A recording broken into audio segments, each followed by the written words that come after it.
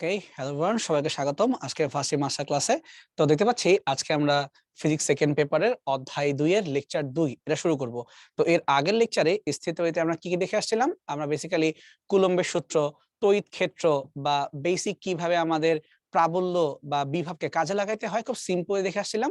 এবং মেইনলি ওখানে আমরা তলমাত্রিক ঘনত্বের ব্যাপারটা ক্লিয়ার করছিলাম, যে কোনো বস্তু যদি কেটে ফেলা হয় তাহলে ঘনত্ব কিভাবে চেঞ্জ হয়, ওই ঘনত্বের সাথে প্রাবল্যের কোনো সম্পর্ক আছে কিনা সেগুলো আমরা প্রুফ করে আসছিলাম, মানে বেসিক ধারণা পেয়ে আসছিলাম। আজকের ক্লাসের শুধুমাত্র আমরা ফুল ফোকাস রাখবো এই বিভব আর প্রাবল্যের দিকে। মানে গত ক্লাসে যাদের কিছু অ্যাপ্লিকেশন দেখে আসছিলাম, এবার সেই জিনিসগুলার থিওরি কি, অঙ্ক কিভাবে করতে হয় বা প্রিভিয়াসলি কি কি প্রবলেম আসছে সবকিছু নিয়ে একটা হোল ডিসকাশন করব।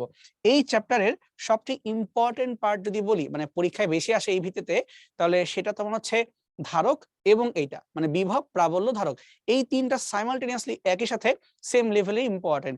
তার কারণে চিন্তা করো, বিভব না বুঝলে, প্রাবল্য না বুঝলে এমনিও তুমি ধারককে ডিফাইন করতে পারবা না, তুমি এমনিও বুঝতে পারবা না, আটকে যাবা। এখন খুব সিম্পল হতে বলি কোনটা কি জিনিস, তখন আমরা বিভবকে একটা স্কেলার রাশি দিয়ে চিন্তা করতে চাই, বা সিম্পলি বলতে পারি যে এটাকে আমরা শুধুমাত্র সংখ্যা মান দিয়ে চিন্তা করতে চাই। এটার পিছনে উদ্দেশ্যটা কি? তার কারণটা হচ্ছে বিভব আসলে একটা শক্তিকে ইন্ডিকেট করে, বা সিম্পলি একটা কৃত কাজকে বোঝায়। শক্তি বা কাজের ক্ষেত্রে তো আর দিকের কোনো দরকার পড়ে না, কিন্তু তুমি যে শক্তি বা কাজটার কথা বলতেছো, কেন কিভাবে করতেছো, এটা বল প্রয়োগ করতে হবে না? সেই বলটাকেই সিম্পলি আমরা প্রাবল্য বলি, এবং আমরা জানি এই বলটা কিন্তু হচ্ছে ভেক্টর রাশি। কিন্তু এখানে বল বা ফোর্স না বলে আমরা সুন্দর করে একে বলবো ইন্টেন্সিটি। এই কথাগুলি ক্লিয়ার করব, কিভাবে এই ভেক্টর আর স্কেলার মধ্যে সম্পর্ক বের করা যায়, বা কিভাবে ফোর্স আর ইন্টেন্সিটিকে ইউজ করে আমরা এনার্জি বা ওয়ার্কে কনভার্ট করতে পারি। এই বেসিক কিছু কথাবার্তা এখানে কাজে আসবে, এবং খুবই ভালো হয় ফার্দার সামনে যাওয়ার আগে একটু মনে করে দেখো যে স্কেলার রাশি আর ভেক্টর রাশির মধ্যে কনভার্ট করে কিভাবে, মানে একটা স্কেলার ফিল্ডকে কিভাবে একটা ভেক্টর ফিল্ডে কনভার্ট করা যায়। এটা আমরা ভেক্টর চ্যাপ্টারে পড়ে আসছিলাম একদম শেষে ভেক্টর ক্যালকুলাসে। মনে করে দেখো কি ছিল সেখানে, কার্ল, ডাইভারজেন্স, গ্রেডিয়েন্ট, এই ব্যাপারগুলো কিন্তু ওখানে ছিল, তাই না? এটা মনে করে দেখি তো, যে কার্ল নাকি ডাইভারজেন্স কোনটা করব? একটাও পারবো না, কারণ স্কেলার রাশিকে ক্রস গুণন করা যায় না, বা ভেক্টরে ডট গুণনও করা যায় না। আগে ভেক্টর বানাইতে হয়, তো বানাবো কি দিয়ে?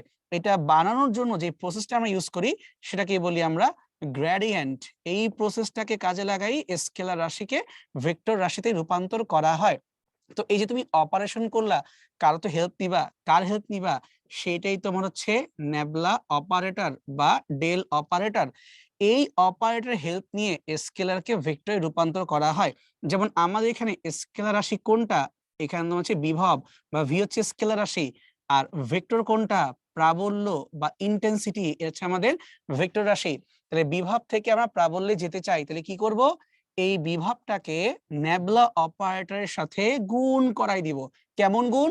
বীজগাণিতিক গুণ, কোনো ডট ক্রস হবে না, কারণ তো ভেক্টর না। করার পরে কি পাবো? করার পরেই পেয়ে যাবা তুমি যাকে খুঁজতেছো, ওই যে তোমার তড়িৎ ক্ষেত্রের প্রাবল্য বা সিম্পলি ইন্টেন্সিটি, তুমি তাকে পেয়ে যাবা। এখন ঘাপলা কোথায়, মানে প্রবলেমটা কোথায়? প্রবলেমটা হচ্ছে এটাকে গুণ করলেই আমরা ভাবতে পারি এই তো পেয়ে গেছি আমরা গ্রেডিয়েন্ট। কিন্তু একটা শর্ত আছে, শর্তটা হচ্ছে এইটা, যে আমরা যদি এই বিভবের গ্রেডিয়েন্ট করি, তার ঋণাত্মক মানকে বলা হয় প্রাবল্য। তাই সুন্দর করে আমি পাশে লিখে দেই, তাহলে প্রাবল্য কথা মানে কি দাঁড়াইলো? প্রাবল্য বা ই ভেক্টর সমান সমান হচ্ছে, এখানে অবশ্যই একটা ভেক্টর সাইন দিতে হবে। প্রাবল্য বা ই ভেক্টর সমান সমান মাইনাস নেবলা অপারেটর এবং তার সাথে বিভব। এই যে এইটা হচ্ছে আমাদের ত্রিমাত্রিক ভাবে প্রকাশ করলাম প্রাবল্য আর বিভবের মধ্যে সম্পর্ক। এই যে এখন ঘাপলা পাকছে, এখন কিন্তু বললাম ত্রিমাত্রিক ভাবে প্রকাশ করলাম। তার মানে কি এটাকে একমাত্রিক ভাবে লেখা যায়? তার মানে কি এটাকে দ্বিমাত্রিক ভাবে লেখা যায়? অবশ্যই যায়, কেন যাবে না? তার কারণ নেবলা অপারেটরের পরিচয় কি ছিল একটু মনে করে দেখো তো ভাই। নেবলা অপারেটরের পরিচয় ছিল, সে এক্স অক্ষের পরিবর্তনকে যাচ করবে, সে ওয়াই অক্ষের পরিবর্তনকে যাচ করবে, এবং তার সাথে জেড অক্ষের পরিবর্তনকেও সে ইনক্লুড করবে। এবং যখন সেই পরিবর্তনগুলো চিন্তা করে, এক্স অক্ষ নিয়ে যখন কাজ করবে, শুধুমাত্র এক্স এর পরিবর্তন, শুধু ওয়াই এর পরিবর্তন, শুধু জেড এর পরিবর্তন, পার্শিয়াল ডিফারেন্সিয়েশন, টোটাল ডিফারেন্সিয়েশন সে কিন্তু করে না।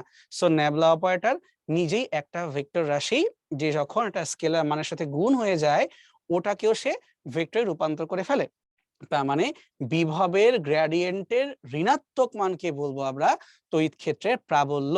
এখন এটাকে যে সিম্পল ডিফারেন্সিয়েশন দিয়ে বা একমাত্রিক ভাবে আমরা লিখতে চাই, তাহলে কি করতে পারি? ডিফারেন্সিয়েশন তুমি একমাত্রিক ভাবে করবা যখন তোমার এই দুইটা মাত্রা থাকবেই না, তখন আর তো পার্শিয়াল ডেরিভেটিভ করা কিছু নাই, তাই না? ত্রিমাত্রিক ভাবে যখন করব তখন শুধু একবার এক্স এর পরিবর্তন, শুধু ওয়াই এর পরিবর্তন বা শুধু জেড এর পরিবর্তনকে ভাববো। কিন্তু যখন মাত্রাই একটা, তখন তো পার্শিয়াল মানেও যা, টোটাল মানেও তা। এই জন্য আমরা এই লেখাটাকে তখন আবার মডিফাই করে এভাবেও চাইলে লিখতে পারি যে ই সমান সমান হচ্ছে minus of DV over D R. এই যে ডি আর লেখা হয় না, এই আরটাই কিন্তু অ্যাকচুয়ালি অবস্থানকে ইন্ডিকেট করায়া দেয়। এই মাইনাসটা এই তোমার ন্যাবলা গুণ করাটাই ডিডিআর। এখন এটাকে সুন্দর করে আর এর জায়গায় আমরা একবার এক্স, একবার ওয়াই, একবার জেড লিখবো। তাহলে এই সাদা কালারের চিহ্নটাকে তুমি মান আকারে এইভাবে লিখতে পারো। আর এর মধ্যে ত্রিমাত্রিক এক্স ওয়াই সবই ইনক্লুড করে দেওয়া আছে। ভেঙে ফেলি এখন পেয়ে যাব এক্স অক্ষ, ওয়াই অক্ষ, জেড অক্ষ। অর্থাৎ এক্স অক্ষের জন্য প্রাবল্য সমান সমান মাইনাস ডিভি অফ ডিএক্স। ঠিক একইভাবে ওয়াই অক্ষের জন্য প্রাবল্য সমান সমান মাইনাস ডিভি ডিওয়াই। এটাকে এভাবে বলা উচিত না, আসলে সুন্দর করে বলতে হয় DDX of V, DDY of V, X এর সাপেক্ষে, ওয়াই এর সাপেক্ষে এবং ফাইনালি জেড এর সাপেক্ষে। তাহলে E Z equal to minus D V D Z of V. এই তিনটাকে যখন আমরা কম্বাইন্ড করে ফেলবো এবং তিনটা অক্ষে বসায়া দিব, তখনই আমরা পেয়ে যাব টোটাল ই ভেক্টর। অর্থাৎ এই টোটাল ই ভেক্টর তখন পরিচয়টা আমরা এই জায়গা থেকেই পাবো এইভাবে, ই এক্স অফ আই যোগ E Y of J plus E Z of K. মানে তিনটা উপাংশকে তিনটা অক্ষে বসাই দিয়ে সুন্দর মতো পেয়ে যাব। সো গ্রেডিয়েন্টটা যে করলাম, এটা কি মিন করলো, হোপফুলি আমরা তোমাকে এখানে খুব ইজি ওয়েতে বুঝে বলতে পারছি। তোমাদের ভেক্টর ক্লাসের একদম লাস্টের টপিকগুলোর মধ্যে এইসব কিন্তু শিখে আসার কথা। তো আমি জন্য এর চেয়ে বেশি ডিপ লেভেলে যাচ্ছি না, এতটুকু বুঝতে পারা মানে তুমি বুঝে গেছো যে আসলে ঘটনা কি। তার মানে দেখো, শুরুই করলাম আমি স্কেলার আর ভেক্টরের রূপান্তর, কনভার্সনটাকে দিয়ে। তার মানে বিভব আর প্রাবল্যকে নিয়ে যখনই কথা বলতে যাব, তখনই আমাদের ভেক্টর ক্যালকুলাসকে লাগবে, তখনই আমাদের ডিফারেন্সিয়েশনকে লাগবে। এবং একই সাথে একটু উল্টা করে ভাবো তো, কেন সবসময় আমি বিভব থেকে প্রাবল্যই বের করব? উল্টাও তো হইতে পারে, প্রাবল্য দেওয়া আছে বিভব বের করব, তখন কি করতে হইতে পারে? এই লেখাটাকে একবার জিজ্ঞেস করো যে ভাই আমাকে বলতো বিভব কিভাবে বের করা যাবে। এই ডিআরটাকে ওই পাশে ঘুরায় দাও, তাহলে ডিভি সমান সমান মাইনাস ইডিআর, তাই না? তাহলে যদি আমরা এটাকে ইন্টিগ্রেশন করি তখন যেই কিন্তু টোটাল বিভবটাকেও পাওয়া যাবে। সো ক্যালকুলাস ছাড়া তুমি কিন্তু অ্যাকচুয়ালি এখানে নড়াচড়া করতে পারবা না। বাট তোমাদের কপাল ভালো, কোন অর্থে বলতেছি, ভার্সিটি পরীক্ষায় সাধারণত এত বেশি জটিল করে কেউ কোশ্চেন করতে আগ্রহ প্রকাশ করে না। সো এই জন্য আমরা চেহারাগুলা সম্পর্কে পরিচিত হব, খুব বেশি গভীরে এক্সেপশনাল কোনো কেস নিয়ে আমরা চিন্তা করতে যাব না। একদম বেসিক কেস, যে ডিফারেন্সিয়েট কেন করব, ইন্টিগ্রেট কেন করব, বা মাইনাস দিব, বা কোন প্রসেস আগাবো, এটা হোল সিনারিও সম্পর্কে আমরা আইডিয়া রাখবো। That's it. এটুক থাকলে তুমি মোটামুটি যাই দিই না কেন অ্যান্সার করে আসতে পারবা, কোনো সমস্যা হবে না। ওকে, সামনে গিয়ে আমরা তাহলে দেখি একবার যে মোটামুটি কোন কোন বছর কি কি সালে এখান থেকে প্রশ্নগুলো আসছিল। খেয়াল করে দেখো, রাজশাহী ইউনিভার্সিটি একদম রিসেন্ট টাইম দিয়ে রাখছে, কিন্তু বাকিরা মোটামুটি অনেক দূরে দূরে কোশ্চেন দিয়ে রাখছে।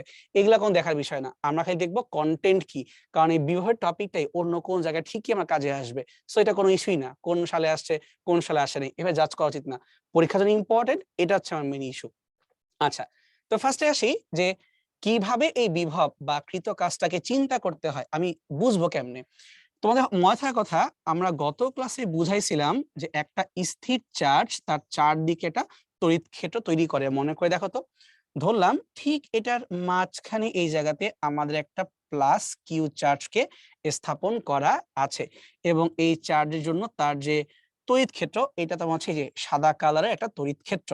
আমরা এটাও দেখাইছিলাম যে তাত্ত্বিকভাবে কোন চার্জের যে তড়িৎ ক্ষেত্র, এটা কত দূর পর্যন্ত বিস্তৃত, অর্থাৎ আমরা যেটাকে বলি এই ফিল্ডের ব্যাসার্ধ, এটা আমরা প্রুফ করে দেখাইছিলাম এটা কিন্তু অসীম হয়। কিভাবে হয়? এটা হচ্ছে এইভাবে যে যেই পয়েন্ট পর্যন্ত আমরা শেষ পর্যন্ত তড়িৎ ক্ষেত্র চিন্তা করি, এই কথা মানে কি, এই পয়েন্টের পরে গেলেই এই চার্জ অন্য কাউকে কোনো ইনফ্লুয়েন্স করবে না, অর্থাৎ এই চার্জের সাথে এই বাউন্ডারির বাহিরে অন্য কোনো চার্জ থাকলে তার উপরে কোনো প্রভাব পড়বে না। যেমন ধরো এই জায়গাতে যদি আমি এটা কিউ চার্জকে রাখি, এটা এমন একটা জায়গা যেই জায়গাতে কোনো বলের মান অনুভব করা সম্ভব না, সেই পয়েন্ট যে বলের মান অনুভব করা সম্ভব না।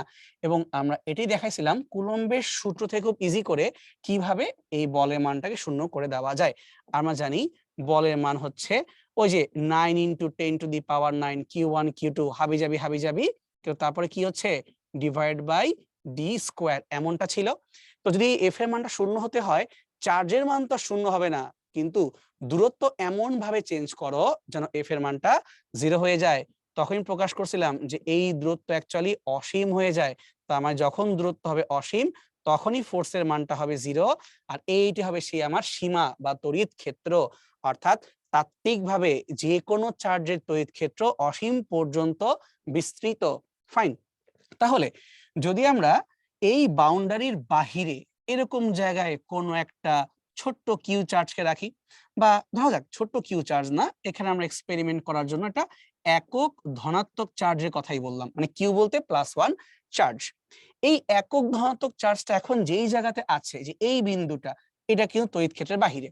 তার মানে এই বিন্দুতে ও কোনো ফোর্স ক্রিয়েট করতে পারতেছে না। তার মানে এইখানে এই চার্জের মুভমেন্টের জন্য, যে কোনো পয়েন্টে মুভমেন্টের জন্য কোনো কিন্তু কৃতকাজ হচ্ছে না। বাট যদি আমরা এটাকে এখান থেকে ধরে তড়িৎ ক্ষেত্রের ভিতরে কোনো পয়েন্টে আনি, যেমন ধরো এই কিউটাকে ধরে আমরা এইখান থেকে টেনে তড়িৎ ক্ষেত্রের ভিতরে এরকম কোনো পয়েন্টে নিয়ে আসলাম। যখন নিয়ে আসব খেয়াল রাখতে হবে আমরা কিন্তু সমবেগে আসব, কোনো ত্বরণ টরণ না, সমবেগ নিয়ে আসব। যখন এই পয়েন্টে আসব তখন কোশ্চেনটা হচ্ছে যে এই প্লাস কিউ কি তখন ফিল করবে না? অন্য একটা চার্জ চলে আসছে, সেটাকে আমরা আপাতত হিসাব করার সুবিধার্থে একক ধনাত্মক চার্জ দিয়ে চিন্তা করলাম। ধরে নিচ্ছি তুমি যে তড়িৎ ক্ষেত্রের ভিতরে এই পয়েন্টে আনলা, তাহলে এদের দুইজনের এখন যে মধ্যবর্তী দূরত্ব, এটা হচ্ছে ছোট্ট হাতের আর। ঠিক আছে, এটা কিন্তু বৃত্তের ব্যাসার্ধ না, অবশ্যই ছোট্ট হাতের আর। এই বৃত্তের যদি ব্যাসার্ধ চিন্তা করতে হয় সেটাকে আমরা পরে বের করে নিব, ওগুলো দরকার নাই। তো তোমার সেটা ছোট্ট হাতের আর। তাহলে এই পয়েন্টে যখনই এই যে আমাদের চার্জটা আসলো, খেয়াল রাখবা যেই চার্জকে তুমি টেনে আনলা তাকে কিন্তু আমরা গতিশীল চার্জ বলতেছি, কারণ কি সে মুভ করতে পারে, গতিশীল। আর ভিতরে যে কিউ চার্জ, যার জন্য তড়িৎ ক্ষেত্র, সে কিন্তু এখানে স্থির। তো খেয়াল রাখতে হয় স্থির চার্জের জন্য হয় তড়িৎ ক্ষেত্র, আর গতিশীল চার্জ ওইটাকে এক্সপেরিয়েন্স করে যে এই পয়েন্টটাতে কি পরিমাণের ফোর্স আসতেছে। অর্থাৎ +Q+1 কে অবশ্যই আকর্ষণ করবে না, ওকে পুশ করবে, বিকর্ষণ করবে, রিপালশন হবে। কিন্তু ওই ফিল করবে কে? এরা দুইজনই ফিল করতে পারবে, কারণ আমরা কুলম্বের সূত্রে পড়ে আসছিলাম যে কোনো পয়েন্টে যদি তুমি দূরত্ব মেইনটেইন করতে পারো, দুটা পয়েন্ট চার্জের মধ্যে যে ইন্টারঅ্যাকশনটা হবে কুলম্বের বল দিয়ে ব্যাখ্যা করা যায়। 9⁻9 Q1 Q2 by D square পড়ছি কিন্তু আমরা, তাই না? আচ্ছা, তাহলে এখন আসো এই পর্যন্ত আনতে, অর্থাৎ এটা বলতে পারি কোন চার্জকে, এক কুলম্ব একক ধনাত্মক চার্জকে তড়িৎ ক্ষেত্রের বাহির থেকে, বাহির থেকে কোত্থেকে? লিটারালি অসীম থেকে। তড়িৎ ক্ষেত্রের বাহিরে মানে অসীম থেকে তড়িৎ ক্ষেত্রের ভিতরে কোনো বিন্দুতে আনতে যেই পরিমাণের কাজ করতে হয়, সেই কাজটাকেই বলতেছি আমরা বিভব, বা দুইটা পয়েন্টের বিভব পার্থক্য। এখন যদি লজিক্যালি বলি, যখন আমরা অসীমে থাকবো এইখানে তো তুমি কোনো এনার্জি দিতে পারতেছো না, কারণ তুমি কোনো ফোর্সই প্রয়োগ করতে পারতেছো না। তাহলে বাই ডিফল্ট আমরা এটা বলতেছি যে অসীমের কোনো বিন্দুতে বিভবের মানটা হয় 0। তার মানে এখানে আমাদের কোনো বিভব এক্সিস্ট করবেই না। বাট যখনই তড়িৎ ক্ষেত্রের ভিতরে আসবো তখনই বিভব কাজ করা শুরু করবে। তো ওটাকে আমরা বের করতে চাই যে এইটা কেমনে সম্ভব বা কিভাবে বের করতে পারি। একটু আগে বলতেছিলাম যে তুমি টেনে তড়িৎ ক্ষেত্রের ভিতরে আনতে যেই পরিমাণে কৃতকাজ করবা, সেই কাজটাই হচ্ছে আসলে দুইটা পয়েন্টের বিভব পার্থক্য।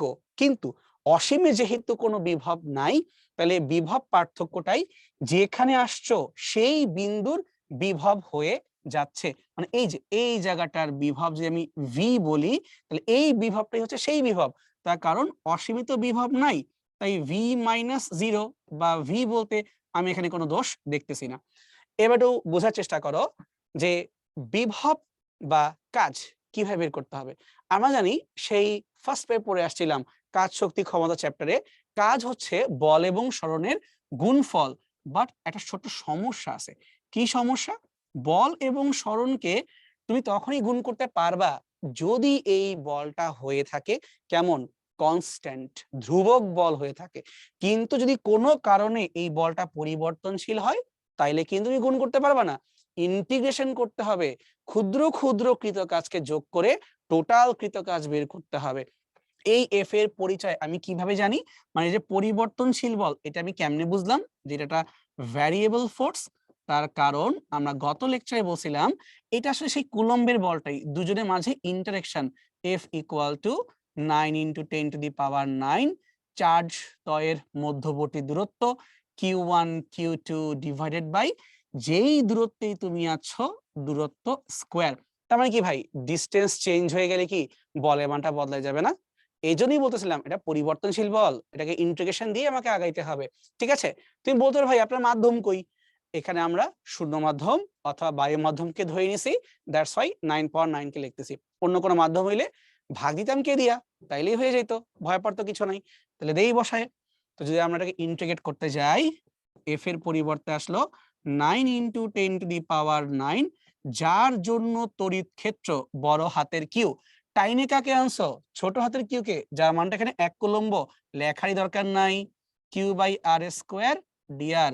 এবার দেখো যখন ইন্টিগ্রেট করব 9 × 10⁻⁹ এবং চার্জের মান সবই বের হয়ে গেল, শুধুমাত্র ইন্টিগ্রেশন পড়ে থাকলো D R divide by R square. একটা জিনিস এখানে ক্লিয়ার করা উচিত ছিল, লিমিট, সেটা আমি একবারও বলি নাই। তো তুমি চিন্তা করো তো, এই বান্দাকে কোত্থেকে ধরে আনতেছো? তড়িৎ ক্ষেত্রের বাহির থেকে। তড়িৎ ক্ষেত্রের রেঞ্জ কত? অসীম পর্যন্ত না? তা তুমি অসীম থেকে টেনে আনতেছো, তাহলে এই ঘটনা ঘটা শুরু করবে অসীম থেকে। আর যে থামবো কোথায়? যেই দূরত্বে থামতে তোর মন চায় রে বাপ, তুই সেখানেই যা। তাহলে এই সেন্টার থেকে এই পয়েন্টের দূরত্বকে আমি ছোট হাতের আর দিয়েই প্রকাশ করলাম, এটা আমার ইচ্ছা। আমি কই যে থামবো? তাহলে শুরু করব অসীমে, শেষ করব আরে। শুরু করব অসীমে, শেষ করব আরে। তাহলে এখন ভাই তুই আমাকে বলতো ডিআর বাই আর, এটা ইন্টিগ্রেট করলে কি আসবে? ডিআর বাই আর ইন্টিগ্রেট করলে হয় লন আর, মানে 1/x dx। কিন্তু আমার কিন্তু আর না, আর পাওয়ার 2, অ্যাকচুয়ালি -2, কারণ ডিভাইড করা আছে। তাহলে পাওয়ার 1 বাড়বে এবং ওই নতুন পাওয়ার দিয়ে ভাগ যাবে। তাহলে ইন্টিগ্রেট করে ফেলি, পাওয়া যাবে আমাদের 9 × 10⁻⁹ এবং কিউ, তাকে নিয়ে কোনো মাথা ব্যথা নাই। কিন্তু r⁻² এটাকে ইন্টিগ্রেট করলে কি হবে? তোমার r⁻² + 1 ডিভাইডেড বাই -2 + 1, অর্থাৎ এখানে এই অবস্থা হচ্ছে r⁻² + 1 মানে কি -1, সো 1/r, এবং ডিভাইড বাই তোমার হচ্ছে আবার এখানে আরেকটা ছোট্ট ঘাপলা আছে, সেটা তোমার হচ্ছে -2 + 1। তাহলে এখানে আমরা এভাবে লিখতে পারি যে এই দেখো ইন্টিগ্রেশন অফ r⁻² dr, এই কাজটা করলাম। তাহলে তোমার r⁻² + 1 ডিভাইড বাই -2 + 1। উপরের এই যে r পাওয়ার -1, 1/r চলে গেল নিচে, আর এই যে -1 এটা আসছে এখানে। হোপফুলি এখন আমরা বুঝতে পারছি যে কোত্থেকে আসলো। এখন আমরা লিমিটটা বসাই দেই। তাই লিমিটটা হচ্ছে এখানে r, আর তোমার উপরে হচ্ছে ইনফাইনাইট। তাহলে যখন আমরা যোগ বিয়োগ করতে যাই, তাই চিন্তা করে দেখো তো এটা কি অবস্থা হবে। এটা হচ্ছে মাইনাসটা যদি আমি উঠাই ফেলতে চাই, তাহলে উল্টায় ফেলতে পারি, 1 অসীম -1/r, অর্থাৎ যে কাটাকাটি আমরা করে ফেলি এখান থেকে, ব্যাপারটা এরকম দাঁড়ায় 9 × 10⁻⁹ ইন্টু কিউ ডিভাইডেড বাই আর, মানে অসীম 1/অসীম মানে 0, এবং যে মাইনাস করি 1/r, সো কিউ বাই আর, কিন্তু সাথে একটা ঋণাত্মক চিহ্ন চলে আসলো। এই তো গন্ডগোলটা হইলো যে কিরে ভাই এটা কেমন কথা, যে মাইনাস কেন আসলো? তার রিজনটা হইতেছে আমরা যখন কাজ বা বিভবকে চিন্তা করতেছিলাম, এটাকে যখন ভিতর দিকে আমরা টেনে আনতেছি, চিন্তা করো তো এই দুইজনের মধ্যে কি অ্যাকচুয়ালি বিকর্ষণ হচ্ছে না? তো যখন বিকর্ষণটা হচ্ছে, তোমাকে চিন্তা করা উচিত ছিল কাজটা অ্যাকচুয়ালি কে করতেছে, এই কাজটা কার সাপেক্ষে হচ্ছে এটা ভাবা উচিত ছিল না?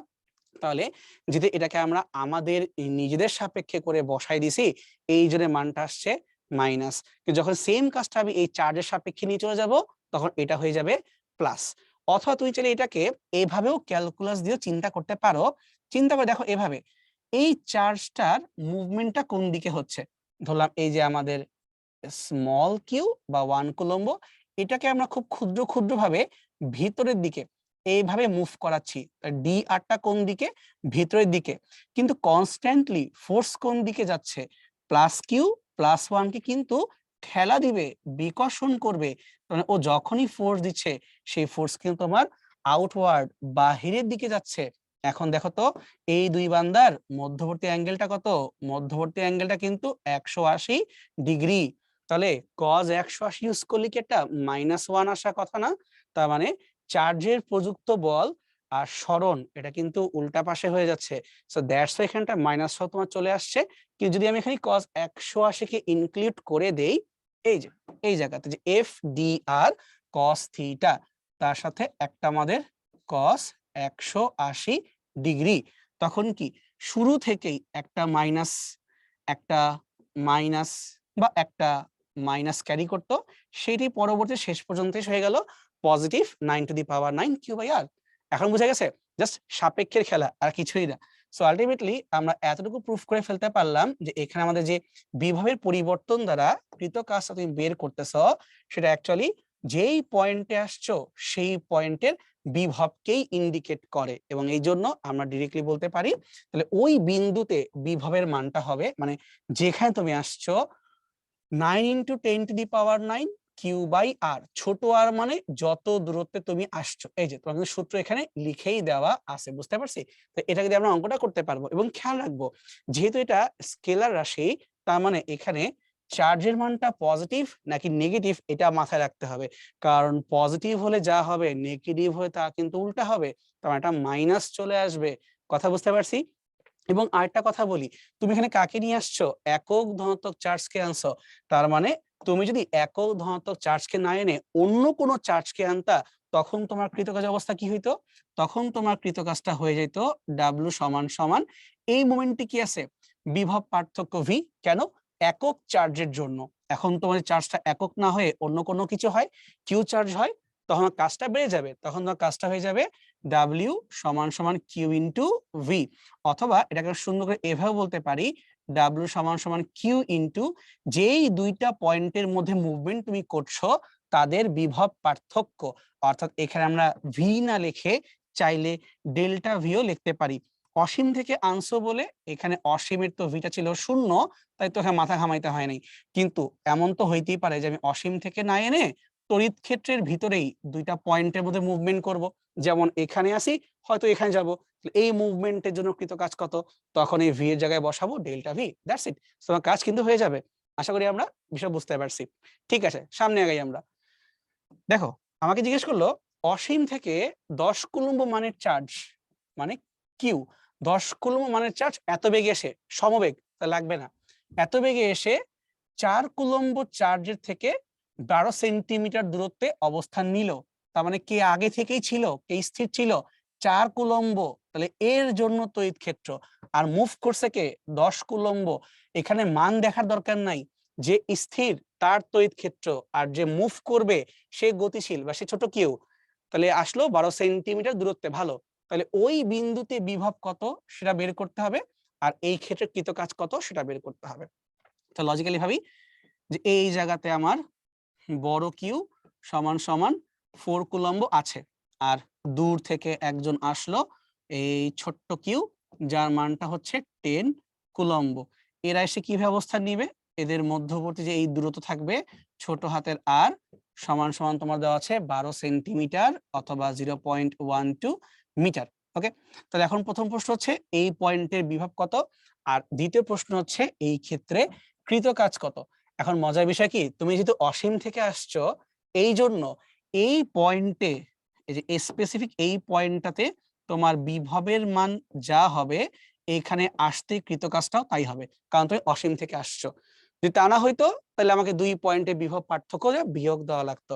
এখন আমরা ডাইরেক্ট সূত্র জানি 9 × 10⁻9 ইন্টু বিভবের সূত্র হচ্ছে Q/R, কার জন্য? একক চার্জের জন্য। কিন্তু তুমি তো একক চার্জ কেন নাই, তুমি তো ছোট কিউ, অন্য কোনো চার্জ কে আনছো, তাই কৃত কাজটা যদি বের করতে হয় বিভব পার্থক্য করলেই হচ্ছে না, তোমাকে এটাকে কিউ দিয়ে মাল্টিপ্লাই করলেই হয়ে যাচ্ছে। তাহলে আমি মানগুলো বসাই দেই। 9 × 10⁻9, এখানে বড় কিউ কোনটা? যার জন্য, মানে +4। আর তুমি টেনে আনছো কাকে? 10 কে টেনে আনছো। 4 এবং 10 গুণ করলে কত হয়? 40। ভাগ করব কি দিয়ে? 0.12 মিটার। এটা কাজ করলে হয় 0.12 না বলে 12 ডিভাইডেড বাই 100, ওইটাকে উপরে উঠাই দিলাম 100, মানে এইভাবে মানটাকে একটু ইজি করে লিখে ফেললাম। কাটাকাটি করতে আমার সুবিধা হবে এই জন্য, আর কিছুই না। তো যদি আমরা কাটাকাটি করা শুরু করি, দেখো 9 এবং 12 কাটাকাটি যায়, কিন্তু তুমি 3 দিয়ে কাটো, 3 3 9, 3 4 12। এই 4 কিন্তু উপরের আবার 40 কে 10 দিয়ে কাটতে পারবে।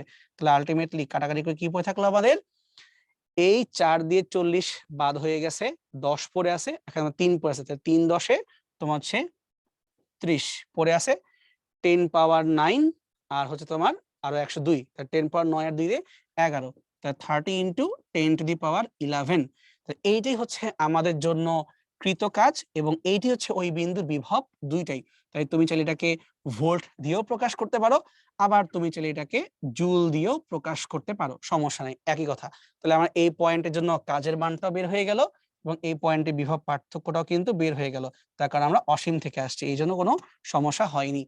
ফাইন, তাহলে সামনে আগাইতে পারি। এই চিত্র হতে বের করতে হবে ও বিন্দুতে বিভবটা কত। ও বিন্দু কই? ওই যে ওইখানে। তাহলে আসো আগে মার্ক করি, এটা হচ্ছে আমার জন্য ও বিন্দু। এখন বিভব বের করব কিভাবে? চিত্র থেকে বুঝতে পারতেছি এইখানে একটা চার্জ ধরলাম, এই বান্দা হচ্ছে Q1, আর এখানে আরেকটা চার্জ ধরলাম, এই বান্দা হচ্ছে Q2। তাহলে এরা দুইজন মিলে কি ইনফ্লুয়েন্স করবে না? এখানে যেখানে বিভব বের করতে বলে বাই ডিফল্ট আমরা অ্যাজিউম করে নেই যে এইখানে যদি একটা +1 কুলম্ব চার্জকে স্থাপন করি তাহলে কি হওয়ার কথা, আমরা এভাবে জিনিসটাকে বের করি। তাহলে এই 6 কুলম্বের জন্য, মানে -6 ন্যানো কুলম্বর জন্য এইখানে একটা বিভব কাজ করবে V2, এবং ঠিক একইভাবে Q1 +30 ন্যানো কুলম্ব এর জন্য কাজ করবে একটা বিভব V1। এই দুইটা বিভব মিলে টোটালি এই ও বিন্দুর জন্য বিভবটা পাওয়া যাবে V।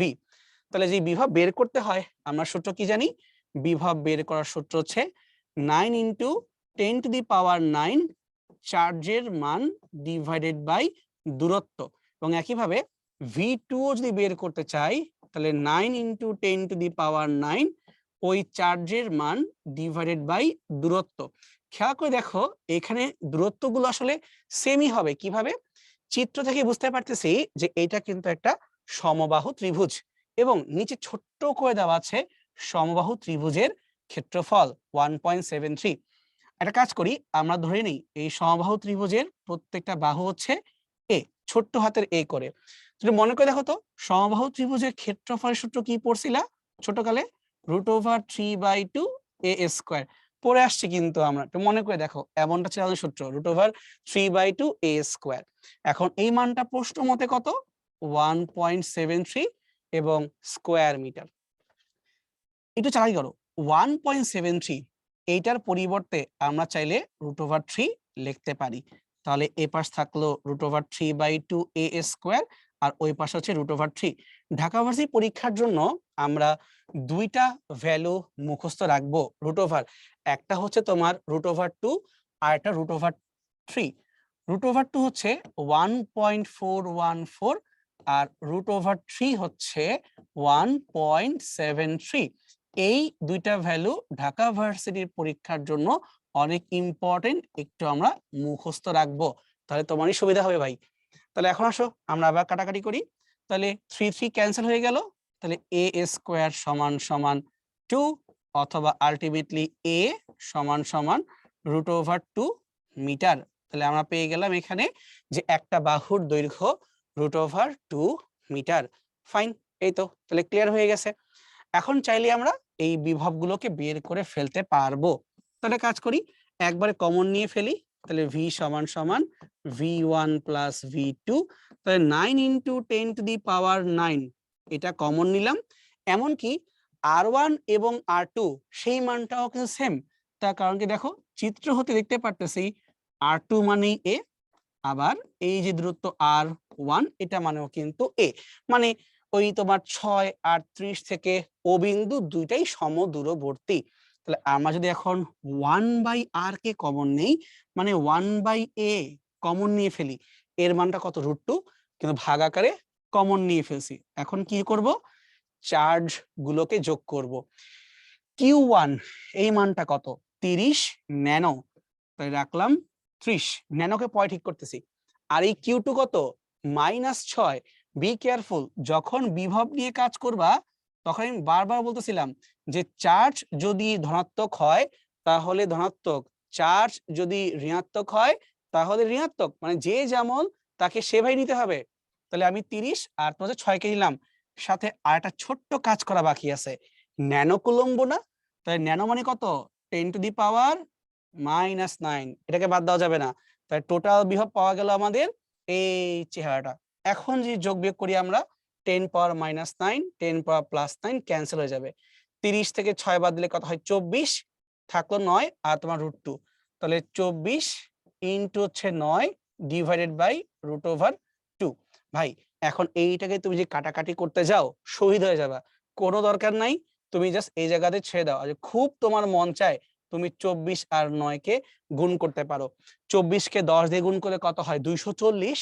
240 থেকে একটা 24 বাদ দিয়ে দাও, 9 মানে কি এটা কম আছে, মানে 10টা হয়নি, এটা কম আছে। তাহলে 240 থেকে আগে 20 বাদ দাও, 220, আরো 4 বাদ দাও, 216, তাহলে 216/√2 এত ভোল্ট।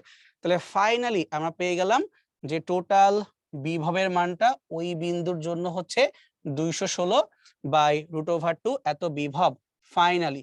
এবং মনে রাখবো, যখন বিভব নির্ণয় করবা প্লাস মান হইলে প্লাস দিবা, মাইনাস মান হইলে মাইনাস দিবা, বুঝছো, না কিন্তু অঙ্ক পুরা আউলাই যাবে, এটা খেয়াল রাখতে হবে। ঠিক আছে, হোপফুলি আমরা এই সিম্পল ব্যাপারটা বুঝতে পারছি, সামনে আগাইতে পারি। আচ্ছা, এবার এই চিত্র অনুযায়ী বলতেছে ও এ বি এই 3টা পয়েন্টের জন্য বিভব নির্ণয় করো। একটু ঘাপলা আছে, তোমাকে একটা গোলক দেওয়া আছে, যে গোলকের ব্যাসার্ধ 3 সেন্টিমিটার এবং সেই গোলকের পৃষ্ঠ হতে 6 সেন্টিমিটার দূরত্ব হচ্ছে আমাদের এই বি বিন্দু। তো ধরো যদি আমরা এই গোলকটাকে যে কোনো পরিমাণের চার্জ দ্বারা চার্জিত করি, যেটা আমাদের মন চায়। এখানে প্রশ্ন মতে আমাদেরকে দেওয়া আছে 30 ন্যানো কুলম্ব, কই এই যে লেখা আছে 30 ন্যানো কুলম্ব, তাহলে আমাদেরকে কিউ সমান সমান 30 ন্যানো কুলম্ব। তো গোলকের ক্ষেত্রে যে ঘটনা ঘটে সেটা হচ্ছে চার্জ তো পরিবাহীর পৃষ্ঠে অবস্থান করে, কিন্তু দেখলে যেটা মনে হয় সেটা হচ্ছে যে বলরেখাগুলো এই সেন্টার থেকে দেখলে মনে হয়, দেখো এই যে এ ভাই রেখা নির্গত হইলো, এ ভাই নির্গত হইলো, এ ভাই নির্গত হইলো, অর্থাৎ তুমি যেখান থেকে দেখবা তোমার কাছে মনে হবে যেন এই চার্জগুলো আসলে পরিধির উপরে না, এই চার্জগুলো হচ্ছে অ্যাকচুয়ালি সেন্টারে অবস্থিত, এরকমটা মনে হয়, এটা ফিল আসে যে সম্পূর্ণ চার্জটা কেন্দ্রে কেন্দ্রীভূত অবস্থায় আছে। যেহেতু এরকমটা মনে হয়, এই জন্য আমরা বলতে পারি যে গোলাকার পরিবাহীর ক্ষেত্রে তুমি যখন চার্জকে সুন্দরভাবে ডিস্ট্রিবিউট করবা, তখন গোলকের অভ্যন্তরে এবং গোলকের পৃষ্ঠে সম্পূর্ণ জায়গায় বিভব একই হয়। এটাকে একটা কাজ করি আমরা, না অঙ্ক করার আগে একটু গ্রাফের মাধ্যমে বোঝার চেষ্টা করি। তো ধরো আমরা এখানে যে অক্ষ নিচ্ছি, একটা ওয়াই অক্ষ এবং এটা হচ্ছে আমাদের এক্স অক্ষ। ওয়াই অক্ষে নিব আমরা বিভবের মান, আর এক্স অক্ষে নিব আমরা ছোট্ট আর। ছোট্ট আর মানে কেন্দ্র হতে যে কোনো দূরত্ব, আমি আবারও বলি, ছোট আর মানে সেন্টার থেকে বাহিরের দিকে যে কোনো দূরত্ব। তাহলে একটু আগে আমি দাবি করতেছিলাম যে দেখে মনে হয় যেন সকল চার্জ কেন্দ্রেই কেন্দ্রীভূত, অর্থাৎ কেন্দ্র থেকে শুরু করে এই বৃত্তের ব্যাসার্ধ পর্যন্ত, সরি গোলকের ব্যাসার্ধ পর্যন্ত সবকিছুই সেম, বিভবের কিচ্ছু যায় আসে না। তো ধরলাম কিছুটা মান তো পাওয়া যাবেই, একদম কেন্দ্র থেকে শুরু করে আপ টু ব্যাসার্ধ কোনো কম বেশি হবে না। কিন্তু ব্যাসার্ধর পরে কি হবে, ব্যাসার্ধর পরে অ্যাকচুয়ালি তার চার্জ থাকতেছে না, তখন যত দূরে যাচ্ছ প্রভাব কমে যাচ্ছে, অর্থাৎ আস্তে আস্তে বিভবের মানটা এভাবে হ্রাস পাচ্ছে, এভাবে কমতেই থাকবে। কেন কমতে থাকবে? কারণ আমরা জানি বিভবের সূত্র হচ্ছে v সমান সমান 9 ইন্টু 10⁻৯ চার্জের মান ডিভাইডেড বাই দূরত্ব। তাহলে দূরত্ব যত বাড়বে, মানে ছোট আর যত বাড়বে, আমার বিভব আস্তে আস্তে আস্তে আস্তে কমতে থাকবে। কতক্ষণ পর্যন্ত? অসীম পর্যন্ত। আর তাহলে এই জায়গাটুকের মান কি হবে? মানে আপ টু ব্যাসার্ধ, এইখানে হবে v সমান সমান 9 ইন্টু 10⁻৯ যেই চার্জ দ্বারা করতেছো ডিভাইড বাই ব্যাসার্ধ, বড় হাতের আর। কতক্ষণ পর্যন্ত হবে? এইটা তোমার হবে হচ্ছে কেন্দ্র হতে ব্যাসার্ধ পর্যন্ত, আপ টু এত, তারপরে শেষ। অর্থাৎ এখান থেকে আমরা যে দাবিটা করতে পারি, সেই দাবিটা হচ্ছে ও বিন্দু এবং এ বিন্দু, এই দুইটা পয়েন্টের বিভব আসলে সেম। কেন? কারণ ও হচ্ছে আমাদের এই সেন্টার আর এ বিন্দু হচ্ছে আমাদের এই পৃষ্ঠ। তাহলে সেন্টার আর পৃষ্ঠে কোনো চেঞ্জ আসবে না। তা ডাইরেক্ট সূত্র হবে v সমান সমান 9 ইন্টু 10⁻৯ চার্জের মান। চার্জের মান কত রে বাপ? 30 ন্যানোকুলম্ব। তাহলে 30 কে রাখবো 30 এর মতোই, আর ন্যানোকে কি করব? 10⁻⁹ কিউ ডিভাইডেড বাই আর। কোন আর? বি কেয়ারফুল, ব্যাসার্ধ। এই গোলকের ব্যাসার্ধ কত দেখো তো, আমি চিত্র দেখেই গেস করতে পারতেছি। এই যে গোলকের ব্যাসার্ধ 3 সেন্টিমিটার, এটা কিন্তু চিত্র থেকে আমরা গেস করতে পারতেছি। তাহলে বসাই দিব ব্যাসার্ধের মান, কিন্তু 3 তো সেন্টিমিটার না, তাহলে তোমাকে 3 কে আবার 100 দিয়ে ভাগ করতে হবে। নিচে 100 দিয়ে ভাগ আর উপরে 100 দিয়ে গুণ, একই কথা। তাই আমরা উপরে 100 দ্বারা গুণ করিয়া দিলাম। কেন? কারণ সেন্টিমিটার। এবার কাটাকাটি করার সময় আসছে। এই 9 ন্যানো 9 ক্যান্সেল, এই 3 এই 30 কে 10 বানায়া দিল, তা থাকলো এখানকার 9, শুধু এই 9 10⁻৯ আর 10, তাহলে একটা অ্যাড হইলো 9 এর সাথে একটা 10, আরো 2 শূন্য 10 11 12, তাহলে 9 ইন্টু 10⁻12 ভোল্ট। এটা কোথায় পাইলাম? এটা পাইলাম আমরা গোলকের অভ্যন্তর থেকে শুরু করে গোলকের পৃষ্ঠ পর্যন্ত, কোনো চেঞ্জ আসবে না। এবার যাব আমরা ফার্দার অন্য কোনো পয়েন্টে। এই যেমন ধরো আমাকে যে বলা হয় বি বিন্দুর জন্য, এইখানে যে বি বিন্দু, এর জন্য বের করে দাও। তাহলে বি বিন্দু কত দূরে ভাব? এই বি বিন্দু হচ্ছে এই সারফেস থেকে শুরু করে 6 সেন্টিমিটার দূরে। মানে চিত্র দেখে যা বুঝতে পারতেছি আর কি, সেভাবে যে চিত্র হতে এই যে সারফেস থেকে এই পর্যন্ত 6 সেন্টিমিটার, আর সেন্টার থেকে সারফেস পর্যন্ত 3 সেন্টিমিটার, চিত্র দেখে যা বুঝতে পারতেছি। ঠিক আছে? তাহলে এখন যে আমরা বের করতে চাই সি বিন্দুর জন্য, বি বিন্দুর জন্য, তাহলে এখন সূত্র হবে v সমান সমান 9 ইন্টু 10⁻৯, চার্জের মান কিন্তু ওই 30 ন্যানো কুলম্বই আছে, এভাবেই। কিন্তু দূরত্ব কি হবে? কেন্দ্র হতে যত দূরে, 3 যোগ 6 যোগ করলে কত হয়? 9 সেন্টিমিটার। তাহলে নিচে 9 আর সেন্টিমিটার না, তাই 100 দিয়ে নিচে ভাগ মানে উপরে গুণ। আচ্ছা, যে কাটাকাটি করি, 9 9 মরে গেল, থাকলো এখানে 30 এর শুধুমাত্র 3, 10⁻৯ আর একে 10 আর হচ্ছে 2, তাই 10 আর 2 12, তাই 3 ইন্টু 10⁻12 এত ভোল্ট। তার মানে আমি যতই কেন্দ্র হতে বাহিরের দিকে যাচ্ছি, পৃষ্ঠ পর্যন্ত বিভব কনস্ট্যান্ট, তারপরে ধাম ধাম করে কমা শুরু করবে, র্যাপিডলি কমে যাবে। এবং দেখো আমার গ্রাফটাও কিন্তু এক্স্যাক্টলি তাই দেখাচ্ছিল। হোপফুলি আমি তোমাকে এই গ্রাফটাও বুঝাই বলতে পারছি, আর এই পাশে কি করলাম এটাও তুমি মোটামুটি ক্লিয়ার হয়ে গেছো। ঠিক আছে, ডান। তা চলো সামনে আগাইতে পারি আমরা। এতক্ষণ যে বেসিক কথাগুলো বললাম, সেটাই তোমাকে একবার এখানে সামারি করে লিখে দেওয়া আছে, যে তুমি যদি কোনো কিছু কনফিউজ হয়ে যাও বা বই থেকে খুঁজতে সময় লাগে, তুমি সামারি দেখলেই একবার একটা ভালো আইডিয়া পেয়ে যাবা। একটা জিনিস সবসময় মাথায় রাখবা, আমরা পৃথিবীর ক্ষেত্রে যখনই আসব, তখনই পৃথিবীকে ঋণাত্মক চার্জের আধার ধরে নিব এবং পৃথিবীর বিভবটাকে আমরা শূন্য ধরে নিব, মানে গ্রাউন্ড ধরে আমরা সামনে আগাবো। এটা আমাদের কনভেনশন আর কি, এটাই। যখন তুমি একাধিক বিভব বের করতে যাবা, তখন তুমি মাথায় রাখবা বিভব বের করতে গেলে দিকের কোনো মাথা ব্যথা নাই, কিন্তু বিভব বের করতে গেলে চার্জ পজিটিভ নাকি নেগেটিভ এটা নিয়ে কঠিন মাথা ব্যথা। মানে প্লাস হইলে প্লাস, মাইনাস হইলে মাইনাস, সমষ্টিই করব, বাট বি কেয়ারফুল। ঠিক আছে, চলো আমার সামনে আগাই। জিএসটি 22-23 ছোট প্রবলেম চলে আসছে। এত কুলম্ব চার্জ যুক্ত একটা বস্তু এত মানের সুষম বৈদ্যুতিক ক্ষেত্রে ঝুলন্ত অবস্থায় আছে, তাহলে বস্তুর ভর কত? তো ধরলাম এটা হচ্ছে আমাদের সেই বস্তু। বস্তু কি হয়? ওজন হয়। ওজন কাজ করবে কোন দিকে? সোজা নিচের দিকে। তাহলে এখানে তোমার এমটা কত দেওয়া? দেওয়া নাই। অ্যাকচুয়ালি আমাকে এমটাই বের করতে বলতেছে। জি এর মান যেহেতু কিছু উল্লেখ করে নাই, তাহলে 9.8 এম। কেন এটা নিচে পড়ে যাচ্ছে না? চিন্তা করো। তার কারণ কোনো একটা তড়িৎ ক্ষেত্র ওকে উপরে ধাক্কা মারতেছে। তো আমরা জানি তড়িৎ ক্ষেত্রের যে ফোর্সটা হয় এটা তোমার হচ্ছে F ইকুয়াল টু QE হয়, এমনটা হয়। তাহলে তোমাকে এখানে কিউ এর মানটা কত দেওয়া আছে? কিউ এর মান তোমাকে দেওয়া আছে 40 ইন্টু 10⁻⁻20। আর প্রাবল্যের মান কত তোমাকে দেওয়া আছে? 4.9 ইন্টু 10⁻4। এবার তুমি লজিক্যালি ভাবো, ঊর্ধ্বমুখী বল আর নিম্নমুখী বল যদি দুইটা সমান হয়ে যায় তখনই তো এরা কাটাকাটি করে ব্যালেন্স হয়ে যাবে। অর্থাৎ আমি বলতে পারি ঊর্ধ্বমুখী 40 ইন্টু 10⁻⁻20 ইন্টু 4.9 ইন্টু 10⁻4। এই যে তড়িৎ ক্ষেত্র যে উপরে বলটা প্রয়োগ করলো সেই বলটা কিসের সমান হইতে হবে? নিচের ওজনের সমান হইতে হবে। তাহলে ওজন কি? এম ইন্টু জি। জি এর মান কিছু না বলা মানে 9.8। এই দুইটাকে সমানে সমান হইতে হবে। যদি আমরা কাটাকাটি করে ফেলি, এই 4.9 আর এই 9.8 সুন্দর কাটাকাটি যায়। কারণ কি 9.8 কে অর্ধেক করলে হয় 4.9। সো যখন ভাগ করব এই জায়গায় একটা হাফ চলে আসছে। এবার ভাবো এই হাফের 2 আর 40 কি কাটাকাটি হয়ে যাবে না? তাহলে কাটাকাটি করলে কত হয়ে যাচ্ছে? 20। এই 40 অর্ধেক হয়ে গেল 20। আর 10⁻⁻20 আর হচ্ছে +4, তাই 10⁻⁻16। এটা হচ্ছে আমাদের এত কেজি। সো 20 ইন্টু পাওয়ার -16 এত কেজি। এইটা হচ্ছে আমাদের জন্য সেই বস্তুর ভর।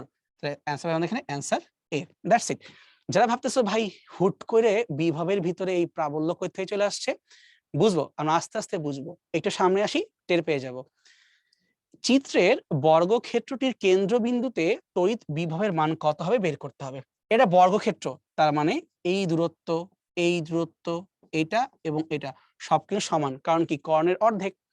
এবার ভালো করে তাকায় দেখো, V1 যে ক্রিয়েট করবে আর V2 যে ক্রিয়েট করবে, মানে চার্জ 1 আর চার্জ 2 তারা কমপ্লিটলি অপোজিট।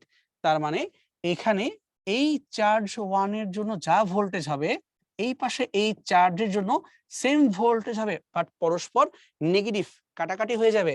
ঠিক একইভাবে এই Q3 চার্জ যেই বিভব তৈরি করতে পারবে, এই Q4 চার্জও সমমানের কিন্তু বিপরীত ভোল্টেজ তৈরি করতে পারবে। আলটিমেটলি সবাই মিলেমিশে কাটাকাটি করে সুন্দর মতো জিরো হয়ে যাবে। আশা করি বুঝতে পারছি আমরা যে চার্জগুলোর মান সমান কিন্তু নেগেটিভ, আর এদের মধ্যবর্তী যে দূরত্ব মানে কেন্দ্র থেকে প্রত্যেকের যে দূরত্ব তা কিন্তু সমান। তো তাই আলটিমেটলি কিউ বাই ভি করলে সব আমার জিরো হয়ে যাচ্ছে। বুঝতে পারছি? ফাইন, চলো সামনে আগাই। জাহাঙ্গীরনগর 18-19 প্রশ্ন। 10 সেন্টিমিটার ব্যাসার্ধের একটা গোলকের পৃষ্ঠে 10 কুলম্ব চার্জ স্থাপন করলে এর পৃষ্ঠে তড়িৎ বিভব কত? কেন্দ্র থেকে শুরু করে পৃষ্ঠ পর্যন্ত সূত্র একটাই, 9 × 10⁻9 চার্জের মান ডিভাইডেড বাই দূরত্ব, মানে ব্যাসার্ধ। 10 সেন্টিমিটার 100 দিয়ে ভাগ দিতে হবে, ভাগ না দিয়ে উপরে গুণও দিতে পারি। তাহলে এই 9 এর জায়গায় 9 থাকলো, 10 10 চলে গেল, 9 আর 2 0 মানে তোমার হচ্ছে 11, 10⁻11। সো 9⁻11 এত ভোল্ট। এটা হচ্ছে আমাদের জন্য অ্যান্সার। 1.34 পাওয়ার 5 নিউটন পার কুলম্ব প্রাবল্যের একটা তড়িৎ ক্ষেত্রে এত ব্যবধানে অবস্থিত দুইটি বিন্দুর বিভব পার্থক্য কত? আচ্ছা, তাহলে সূত্র হচ্ছে ভি সমান সমান ইডি। তোমাকে বিভব পার্থক্য বের করতে বলতেছে। এখানে ই এর মানটা কত বলা? 1.34 ইন্টু 10⁻5 আর ডিস্টেন্সটা কত বলা আছে? 15.8 সেন্টিমিটার। তাহলে আবার ভাগ দিতে হবে তোমাকে এটা মিটারকে দিয়ে। তাহলে আলটিমেটলি 1.34 তার সাথে 15.8 কে গুণ করব, আর 5 থেকে 2 বাদ দিলে 10⁻3। তাহলে অঙ্ক করার পরে সামথিং এরকম ভোল্ট চলে আসবে। এখন সমস্যা হচ্ছে এই চেহারার সাথে তো ওইখানকার কোনো মিলই নেই, মানে কোনোভাবে বের করতে পারতেছো না। কিন্তু একটা জিনিস খেয়াল করে দেখো, এখানে পাওয়ার গুলো আইদার +4 বা -4। তাহলে চালাকি করে আগে আমরা এখানটা পাওয়ারকে +4 বানাই। 15.8 কে যদি 1.58 লিখি তার মানে কি এখানে আমি 10 দিয়ে ভাগ দিছি, তাই ব্যালেন্স করতে এটা 10 দিয়ে গুণ দিব, 10 পাওয়ার 4 ভোল্ট। এবার তুমি চিন্তা করো যে 1.34 আর 1.58 যদি আমরা গুণ করি সেই মানটা কত আসতে পারে। অ্যাকচুয়ালি এটাকে আমি ক্যালকুলেটর এখন চেক করে তোমাকে বলবো, বাট এটা ছাড়াও আমরা কমন সেন্সে বলতে পারি। কিভাবে বলতে পারি? চিন্তা করো তো, 13র নামটা বা 15র নামটা চিন্তা করো, তাহলে তুমি উত্তর পেয়ে যাবা। আচ্ছা, আমি ইজি করে বলি আজকে কি করতেছি। আমি 1.34 কে এখানে একটু বাড়ায় 1.4 ভাববো, এবং 1.58 এইটাকে একটু কমাই দিয়ে 1.4 ভাববো, মানে দুইজনকেই আমি এখানে 1.4 ভেবে গুণ দিব। কেন 1.4? তার কারণ আমি অ্যাকচুয়ালি জানি 14 কে স্কোয়ার করলে কত হয়। চিন্তা করা যাবে কিনা? 11 কে স্কোয়ার করলে হয় 121, 12 হয় 144, 13 হয় 169, 169, আর 14 হয় এক্স্যাক্টলি উল্টা 196। তার মানে একে স্কোয়ার করলে আমাদের মানটা আসবে 196। আর আমি দশমিকটা এক ঘর আগে মানে 2 ঘর আগে, তাহলে আমার অ্যান্সারটা 1.96 এমনটা আমি দাবি করতেছি। সো এখন তুমি দেখো, যদি 1.96 হয়, আমি কি করছি? 1.34 কে একটু বাড়াইছি বা 1.58 কে বেশি কমাই দিছি না? তাহলে আমাদের উত্তরটা কিন্তু 1.96 থেকে একটু হইলেও বেশি আসতে হবে, এবং এটা এক্স্যাক্টলি তোমার আসবে হচ্ছে 2.11। সো দেখো, যা বলছিলাম যে 1.9 থেকে বেশি আসতে হবে, তাহলে তুমি এখন বুঝতেই পারতেছো এইটা অ্যাকসেপ্টেবল না, এইটা অ্যাকসেপ্টেবল না, আগেই বাদ। তাহলে একের চেয়ে বেশি এবং পাওয়ার তোমার হচ্ছে 10 পাওয়ার 4। এই নাও, কমন সেন্সে কিন্তু বের করা যায়, বাট প্রবলেম এটা বলতে পারো যে ভাই স্টিল আপনার কমন সেন্স ভালো হইলো, সময় তো লাগছে। হ্যাঁ, সময় লাগে। সো এইসব অঙ্ক দিলে তুমি ফার্স্টে ঝাঁপাই পড়বা না, পরে আসতেছি এদের কাছে, এগুলা পরে করবো আমরা, আগে ইজি ইজি মানের অঙ্কগুলো করব। তুমি এই সংখ্যাও দেখলেই বুঝতে পারবা এটা আগে করা উচিত না, সময় নষ্ট করে দিবে, আমরা করবো না, আমরা পরে করবো এসব। 12 কুলম্ব চার্জকে এক স্থান থেকে অন্য স্থানে আনতে কত কাজ করতে হবে যদি বিভব পার্থক্য হয় 500? তাই ডাব্লিউ সমান সমান কিউ ভি, এটা পড়ছিলাম কিন্তু আমরা। কিউ এর মানটা কত? 12 কুলম্ব, আর ভি মানে বিভব পার্থক্য। তাহলে 5 দিয়ে গুণ করো, 5 12 60, এবং তার সাথে আরো 2, তাহলে 6000 এত জুল তোমাকে কৃতকাজ করতে হবে। আবার গ্যাঞ্জাম পাকছে, কারণ সব জায়গায় আর্গ লেখা লাগছে। আর্গ আবার কি জিনিস? এটা এসআই না, এটা সিজিএস এর কৃতকাজের মান। চিন্তা কত ভাই, 1 জুল কেমনে হয়? একটা বল প্রয়োগ করবা 1 নিউটন, সরণ দিব 1 মিটার, তাহলে এফ আর এস গুণ করলে পাওয়া যায় কৃতকাজ।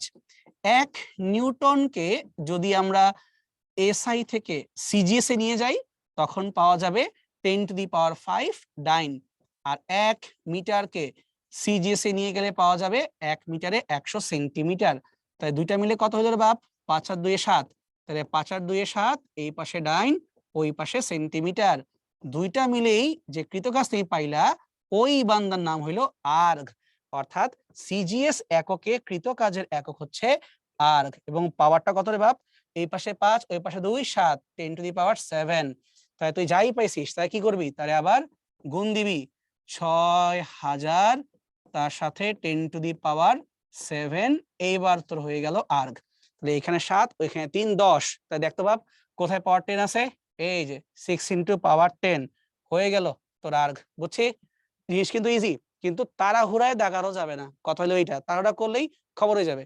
আর ভুলে গেলে এই যে আমি তোকে ভেঙ্গেই দিলাম, প্র্যাকটিস কর, সমস্যা হবে না।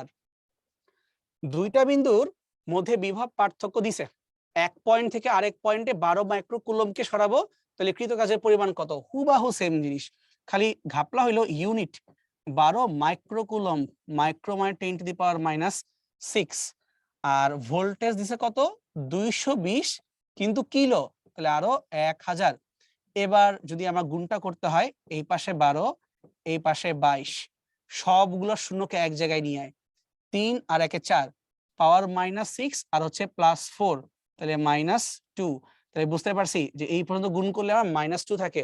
কিন্তু যদি আমরা -2 কে এড়াইতে চাই, তাহলে কি করতে পারি? এই 12 কে 1.2 লিখতে পারি, 22 কে 2.2 লিখতে পারি। তাহলে কি হবে? এটা পাওয়ার -2 গায়েব হয়ে যাবে। সো তুই কি গুণ করতে হবে? এখানে 12, এখানে 2.2 কে গুণ করতে হবে। ধর তোর গুণ করার মতো ইচ্ছা নাই, তুই কমন সেন্সে আগাবি। একটা কাজ কর, 2.2 কে তুই 2 ভাব, কমাই দে। তাহলে 1.2 কে ডাবল করলে কত হয়? 2.4। কিন্তু আরেকটু বেশি, 2.4 এর চেয়ে মান একটু বেশি কি আছে? 2.64। সো আমি চেক দিলাম না ক্যালকুলেটরে, কারণ আমি বুঝছি তোরা বুঝছিস, দেখাইতে হবে না। So answer 2.64। ঠিক আছে, বাট তারপরও বাসায় যখন ম্যাথগুলো করবা নিজের হাতে একটু চেক দিবা যে তোমার কমন সেন্স কি বলে আর অ্যাকচুয়ালি কত আসে। এটা তারতম্যগুলো দেখতে দেখতে তোমার আইডিয়া হয়ে যাবে যে আমরা কতটুকু কমায়া বা বাড়ায়া ধরলে অ্যান্সার কতটুকু বেড়ে যায় বা কমে যায়। এটা তুমি রেশিও চিন্তা করতে পারবা, সময়ের সাথে হয়ে যায়, এত কঠিন না। ইলেকট্রন ভোল্ট কিসের একক? ডিরেক্টলি বলি, এটা হচ্ছে আমাদের কাজের একক অথবা শক্তির একক। নিচের এই চিত্র অনুযায়ী এ আর বি দুইটা পাত দেখানো আছে। এখানে এ পাত্র হচ্ছে ঋণাত্মক, এই যে মাইনাস, আর বি পাত্র হচ্ছে ধনাত্মক। এখন এদের মধ্যে বিভব পার্থক্য 4 কিলোভোল্ট।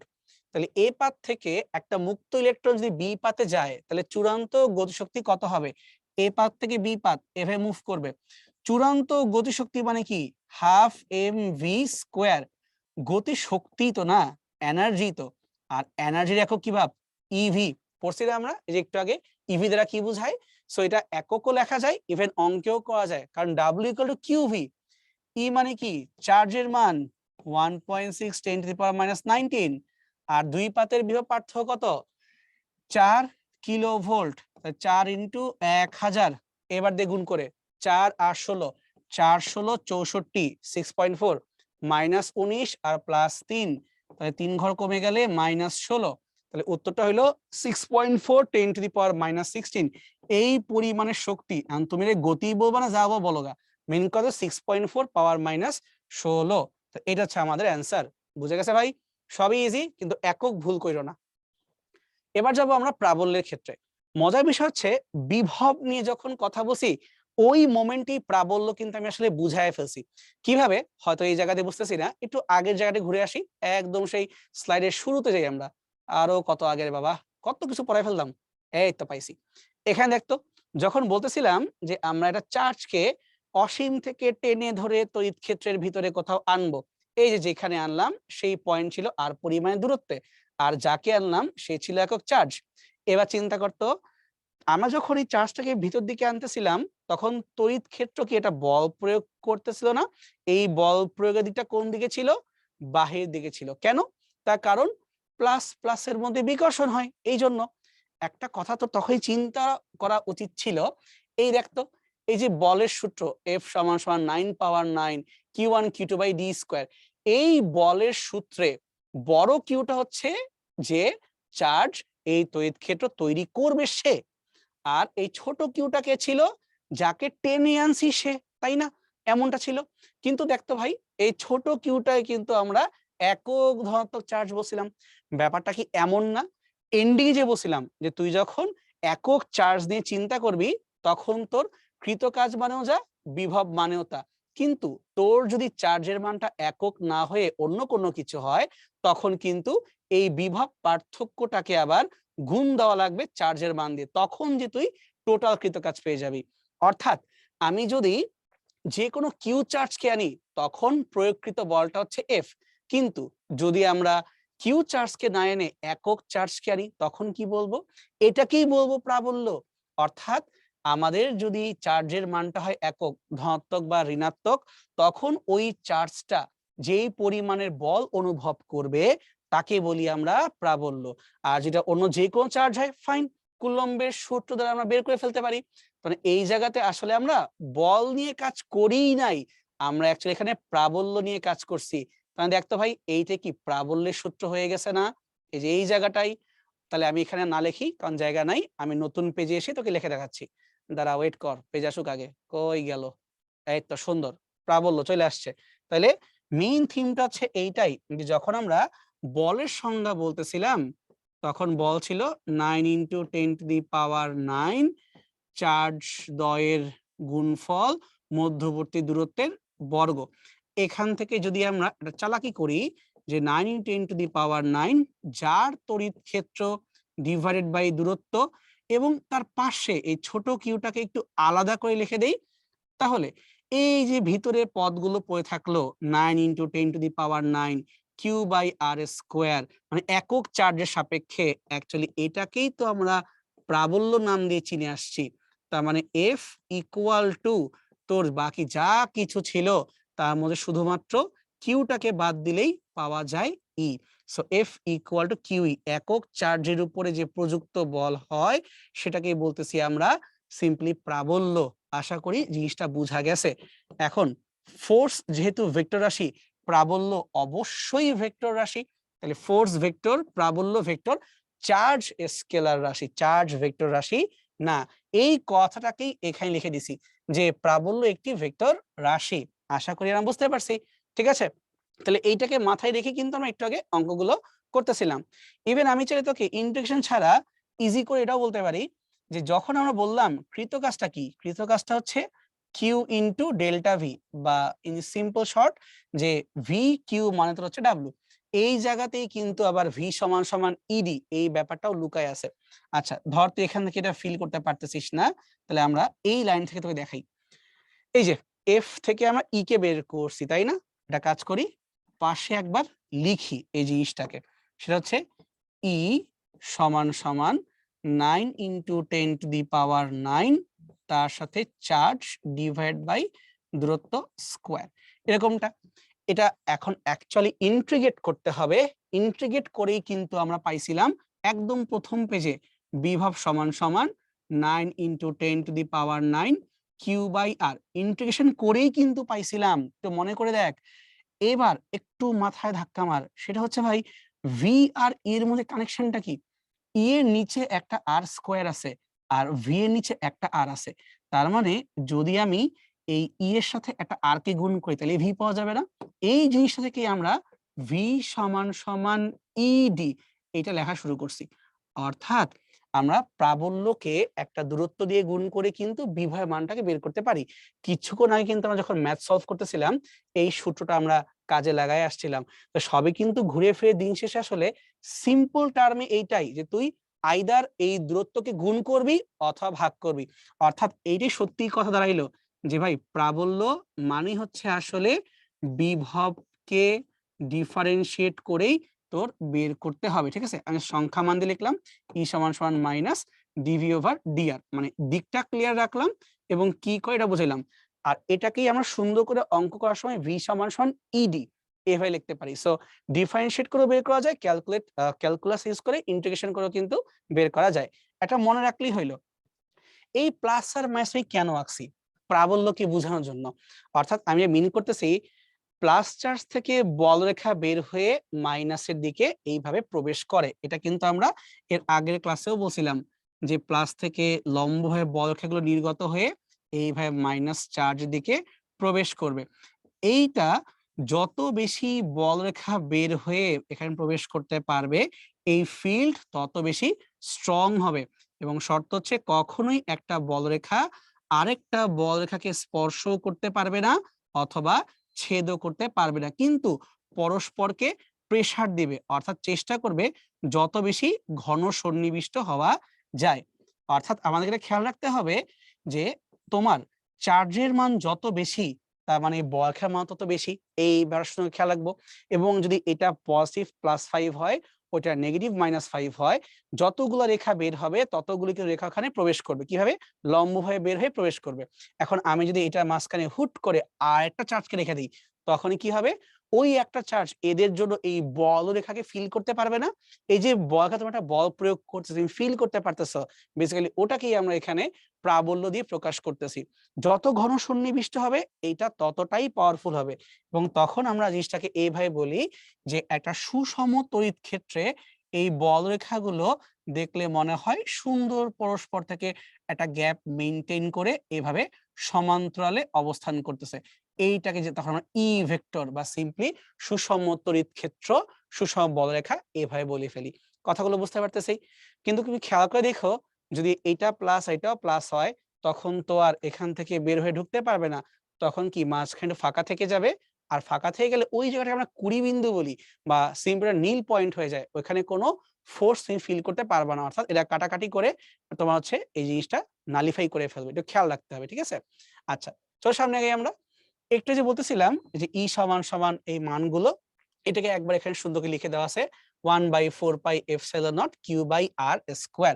তার মানে যদি আমরা চাই এই ইটাকে ইন্টিগ্রেট করে ভি বের করতে পারি, অথবা ভি কে ডিফারেন্সিয়েট করেও কিন্তু এই জিনিসটা বের করতে পারি। শুধু একটা ব্যাপার খেয়াল রাখতে হবে, ধরলাম এটা হচ্ছে আমাদের প্লাস কিউ বা স্থির চার্জ, এই যে এই বিন্দুতে অবস্থানরত, আর অন্য একটা চার্জ হয়তোবা এইখানে অবস্থানরত, যার মানটা ধরলাম আমরা সাপোজ +5 কুলম্ব। তাহলে এই দুইটা চার্জের মধ্যে কি ইন্টারাকশন হবে? এই প্লাস কিউ এই +5 কে মধ্যবর্তী সংযোজক রেখা, এই যে মধ্যবর্তী সংযোজক রেখা বরাবর একটা বল প্রয়োগ করবে। ও যে বলটা প্রয়োগ করবে সেই বলটাই হচ্ছে ই ভেক্টর। এই ই ভেক্টরটাই যখন 5 কুলম্বের উপরে অ্যাপ্লাই হবে, তখন এই 5 কুলম্ব চার্জটা একটা বল প্রয়োগ করবে, বল ফিল করবে। সেই বলটা কত হবে? সেই বলটাই হবে কিউ ইন্টু ই। অর্থাৎ আমি এটা বলতে পারি যে এই চার্জ থেকে, স্থির চার্জ থেকে সব দিকেই কিন্তু এইভাবে তড়িৎ ক্ষেত্ররেখা বা বলরেখা এরকম লম্বভাবে নির্গত হচ্ছে, সব দিকে নির্গত হচ্ছে, এবং যত দূরে যাচ্ছি এটা কিন্তু ইন্টেন্সিটি ততই হ্রাস পাচ্ছে, কারণ দূরত্ব বাড়লে প্রাবল্যতা মান হ্রাস পাওয়াটাই স্বাভাবিক। তাহলে তুমি যদি এখন এখানে যে কোনো পয়েন্টে অবস্থান করো, তাহলে সেই পয়েন্টটা এক্স্যাক্টলি কোথায়, আগে ওই পয়েন্টের প্রাবল্যকে বের করব, আর সেই পয়েন্টে যে চার্জ আছে সেই চার্জটাই গুণ দিব, দিলে আমি পেয়ে যাব যে এখানে প্রাবল্যের মান কত। আর দিক কিভাবে বুঝবো? এদের প্লাস না মাইনাস সেই বৈশিষ্ট্যের উপরে সমধর্মী হলে বিকর্ষণ, আর যদি তোমার বিপরীতধর্মী হয় তাহলে হবে আকর্ষণ। যেমন ধরো যদি চিন্তা করি, এখানে আমাদের একটা, এই যে এবার পয়েন্টকে চুজ করলাম, সেখানে আমরা আরেকটা কিউ কে রাখলাম, ধরলাম এই কিউটা হচ্ছে -3 কুলম্ব। তখন কি হবে? তখন এদের মধ্যে আকর্ষণ হবে, এটাকে সে টেনে তার নিজের দিকে নিয়ে আসবে, তখন তার বলের দিকটা হবে এই দিক বরাবর। বুঝতে পারছো? সো এইটাই হচ্ছে সিম্পলি আমাদের প্রাবল্যের মেইন থিম। প্রাবল্যের ক্ষেত্রে যে ব্যাপারটা খেয়াল রাখা উচিত সেটা হচ্ছে, তোমাদের এমসিকিউ আসতে পারে এভাবে যে বিভব এবং প্রাবল্যের মধ্যে দূরত্বের সাথে সম্পর্ক কি? ভি সমানুপাতিক 1/r, কিন্তু প্রাবল্য সমানুপাতিক 1/r²। অর্থাৎ বিভব যত তাড়াতাড়ি দূরত্বের সাথে হ্রাস পাবে, প্রাবল্য তার বর্গের আকারে হ্রাস পাবে বা আরো স্পিডে হ্রাস পাবে। দুইটা গ্রাফকে এক জায়গায় আঁকলে কার ঢালটা বেশি হয়ে যাবে চিন্তা করে দেখো, যে কোনো পয়েন্ট কিন্তু এই ঢালটা বেশি হয়ে যাচ্ছে। আর এদের এই সম্পর্কটা কি তখন আমরা সিম্পলি ডিফাইন করছিলাম যে E equal to minus of dv/dr। So minus কেন? কারণ তোমার ঢালটা এখানে ঋণাত্মক হয়ে যাচ্ছে, এভাবে আসতেছে। মানে অনেক ভাবে ব্যাখ্যা করা যায় এই মাইনাস জিনিসটাকে। আপাতত আমরা রাখলাম এভাবে, ফাইন। তো চলো সামনে যাই, একটা ছোট্ট প্রবলেম সলভ করে ফেলি। একটা তড়িৎ ক্ষেত্রের বিভব আমাকে দেওয়া আছে এবং প্রাবল্য বের করতে বলছে। বি কেয়ারফুল, এই বিভবটা কিন্তু তোমাকে ফাংশন আকারে দেওয়া, তাই কি করতে হবে? আমরা জানি প্রাবল্য ই সমান সমান -dv/dr, মানে আর এর সাপেক্ষে নেগেটিভ ডিফারেন্সিয়েট দেওয়া লাগবে আমাকে, তাই না? তাহলে একটা মাইনাস রাখলাম এবং ddr কে রাখলাম। এবার ভি এর পরিবর্তে ফাংশনকে ধরে বসাই দিব, -3r² +6r³ -9 বসাই দিলাম। এটা কাজ করতে পারি, মাইনাসটাকে আগেই ভিতরে দিয়ে দিতে পারি। So ddr of 3r² -6r³ +9, মানে মাইনাসটাকে আগেই ভিতরে দিয়ে দিলাম, কোনো সমস্যা নাই। এবার আসো আর এর সাপেক্ষে আমরা ডিফারেন্সিয়েট করি, তাহলে আর স্কোয়ার 2 চলে আসবে সামনে, 2 আর 3 কত হবে? 6। 6r³ 3 আসবে সামনে, 3 6 18, এবং আর এর পাওয়ার 1 কমে যাবে। সো স্কোয়ার 1 হয়ে গেছিল, কিউব 2 হয়ে গেছে। এবার 9 ডিফারেন্সিয়েট করলে কিচ্ছু যাবে আসবে না, কারণ কনস্ট্যান্ট পদ। তাহলে আমরা প্রাবল্যের ফাইনালি ফাংশনটা পেয়ে গেলাম। তাহলে বিভবের ফাংশনকে যদি আমরা ডিফারেন্সিয়েট করে নেই, তাহলে কিন্তু আমরা পেয়ে যাচ্ছি প্রাবল্যের ফাংশন। একটা ব্যাপার এখানে খেয়াল রাখার দরকার আছে, তুমি যে মানটা বের করলা এটা কিন্তু আসলে যে কোনো পয়েন্টের জন্য কাজ করবে, অর্থাৎ আর এর মান বসায়া দিলে তুমি এখানে পেয়ে যাবা ই এর মানটা কত। আর এর মান না বসাইলে কিন্তু এক একটা পয়েন্ট এটা এক একটা মানকে ইন্ডিকেট করে। তুমি চাও এটাকে কিন্তু গ্রাফের মাধ্যমে আঁকতে পারো, বলতে পারে যে এইটা হচ্ছে তোমার প্রাবল্য, সরি বিভবের গ্রাফ, আচ্ছা প্রাবল্যের গ্রাফ। তাহলে প্রাবল্যের গ্রাফটা কেমন হবে? এই প্রাবল্যের গ্রাফে দেখো তো সর্বোচ্চ পাওয়ার কত এই সমীকরণটার ভিতরে? r⁻2। সো আমি এই সমীকরণটাকে ধরে একটা গ্রাফ আঁকার চেষ্টা করি, আর এর পাওয়ার 2 মানে চলকের পাওয়ার তোমার কত? 2 দেওয়া আছে। সো এটা কি? এটা প্যারাবোলিক শেপ চলে আসবে। তোমাকে যদি আঁকতে বলা হয় তুমি হোপফুলি এটা আঁকতে পারবা। একটু মনে করে দেখো তো, যে আমরা যখন পড়ছিলাম y সমানুপাতিক x² এটা কি এত সুন্দর একটা প্যারাবোলা। কেমন প্যারাবোলা? যে x অক্ষের 2 রকম মানের জন্য y অক্ষের একরকম মান পাওয়া যায়। সো বেসিক্যালি আমাদের গ্রাফটা যে এরকম হয়, x অক্ষে প্লাস মাইনাস যাই বসে না কেন y এর মানটা তোমার অবভিয়াসলি পজিটিভ, এমনটা আসবে। কিন্তু যদি এমনটা হয় y সমানুপাতিক নেগেটিভ অফ এক্স স্কোয়ার, তার মানে প্যারাবোলা তো হবে, কিন্তু এই প্যারাবোলার মুখ কিন্তু এবার প্লাসের দিকে যাবে না, প্যারাবোলার মুখ কিন্তু এবার মাইনাসের দিকে যাবে। সো এই যে এইদিকে y আর তোমার হচ্ছে এইদিকে x। সো আমার মনে হয় তোকে বুঝতে পারছি যে আমি কেন হুট করে আঁকতে গেলাম। তার কারণ দেখো এখানের ম্যাক্সিমাম পাওয়ারের সাইনটা কত, মাইনাস দেওয়া না, তাহলে এই প্যারাবোলা কিন্তু মুখ উপর দিকে না নিচের দিকে যাবে। বাট একটা কথা আছে, শুরুতে কত তুমি এখানে 6 আর বসায় রাখছো না, একটা কাজ করো, আমি এখানে আর এর মানটা বসাই দিই 0, তাহলে কাটাকাটি করে ই এর মান তোমার 0 আসছে। এবার তুমি এখানে আর এর মান 1 বসাও 6 এবং তোমার হচ্ছে -18, তাহলে -12, তাহলে তুমি এক ঘর আগাও, তুমি হচ্ছে -12 দিকে চলে যাবে। অর্থাৎ আমি এক্স্যাক্টলি আঁকতে নাও পারলে আমি তো অন্তত বেসিক টাইপটা সম্পর্কে একটা আইডিয়া পেয়ে যাচ্ছি। তাহলে আমার এখানে ই ভার্সেস আর এর যে গ্রাফটা আঁকা হয় সেই গ্রাফটা কিন্তু নিম্নমুখী হবে, এটা কিন্তু বুঝে গেছি। কেমনে চেক দিবা, তুমি 2-3টা মান বসায় দাও, তাহলে তুমি গেস করতে পারবা যে আচ্ছা ঠিক আছে তাহলে এইভাবে হচ্ছে। বুঝতে পারছি আমরা? ফাইন, বাসাটা অবশ্যই এঁকে দেখবা। আর তোমার চাইলে এই যে ডেসমোস ইউজ করতে পারো, অনলাইনে একটা টুল, বেশ সুন্দর। ওই ওয়েবসাইটে গেলে তুমি যাই দিবা ও নিজ দায়িত্ব তোমাকে এঁকে দেখাই দিবে। তাহলে আমরা এই আরটাকে এক্স ধরে নিয়ে ওয়াই ভার্সেস এক্স চিন্তা করে এঁকে ফেলছি। ঠিক আছে, সামনে আগাই আমরা। একটু আগেই এরকম একটা প্রবলেম সলভ করে আসছিলাম, তখন যে কাজটা করছিলাম সেটা হচ্ছে এই ও বিন্দুতে বিভব বের করছিলাম, কিন্তু এখন এই ও বিন্দুতে বলতেছে প্রাবল্যকে বের করো। তাহলে শুরুতে আমরা ধরে নিচ্ছি যে এই জায়গাতে একটা +1 কুলম্ব চার্জ আছে, মানে যার উপরে আমরা প্রাবল্যটা বের করতে চাচ্ছি। এবং খেয়াল করে দেখো এবার চার্জের মানগুলো কেমন, একটা +6 ন্যানো তো একটা -6 ন্যানো। এই +6 ওই +1 কে নিঃসন্দেহে আকর্ষণ করবে না, করবে বিকর্ষণ।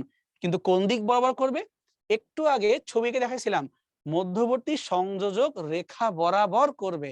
তাহলে এখানে আসো, মধ্যবর্তী সংযোজক রেখা বরাবর, এই যে এই রেখাটা ধরে ওকে সুন্দর মতো একটা ধাক্কা মারবে এই দিক বরাবর। ওকে, আর -6 কি করবে, মাইনাস আর প্লাসে আকর্ষণ হয়, তাহলে সংযোজক রেখা বরাবর নিজের দিকে টেনে আনবে, এই ফোর্সটা হবে এই দিক বরাবর। তাহলে আমরা কিন্তু অলরেডি দুইটা ফোর্সের ডিরেকশন পেয়ে গেছি, কোনটা কোন দিকে হবে।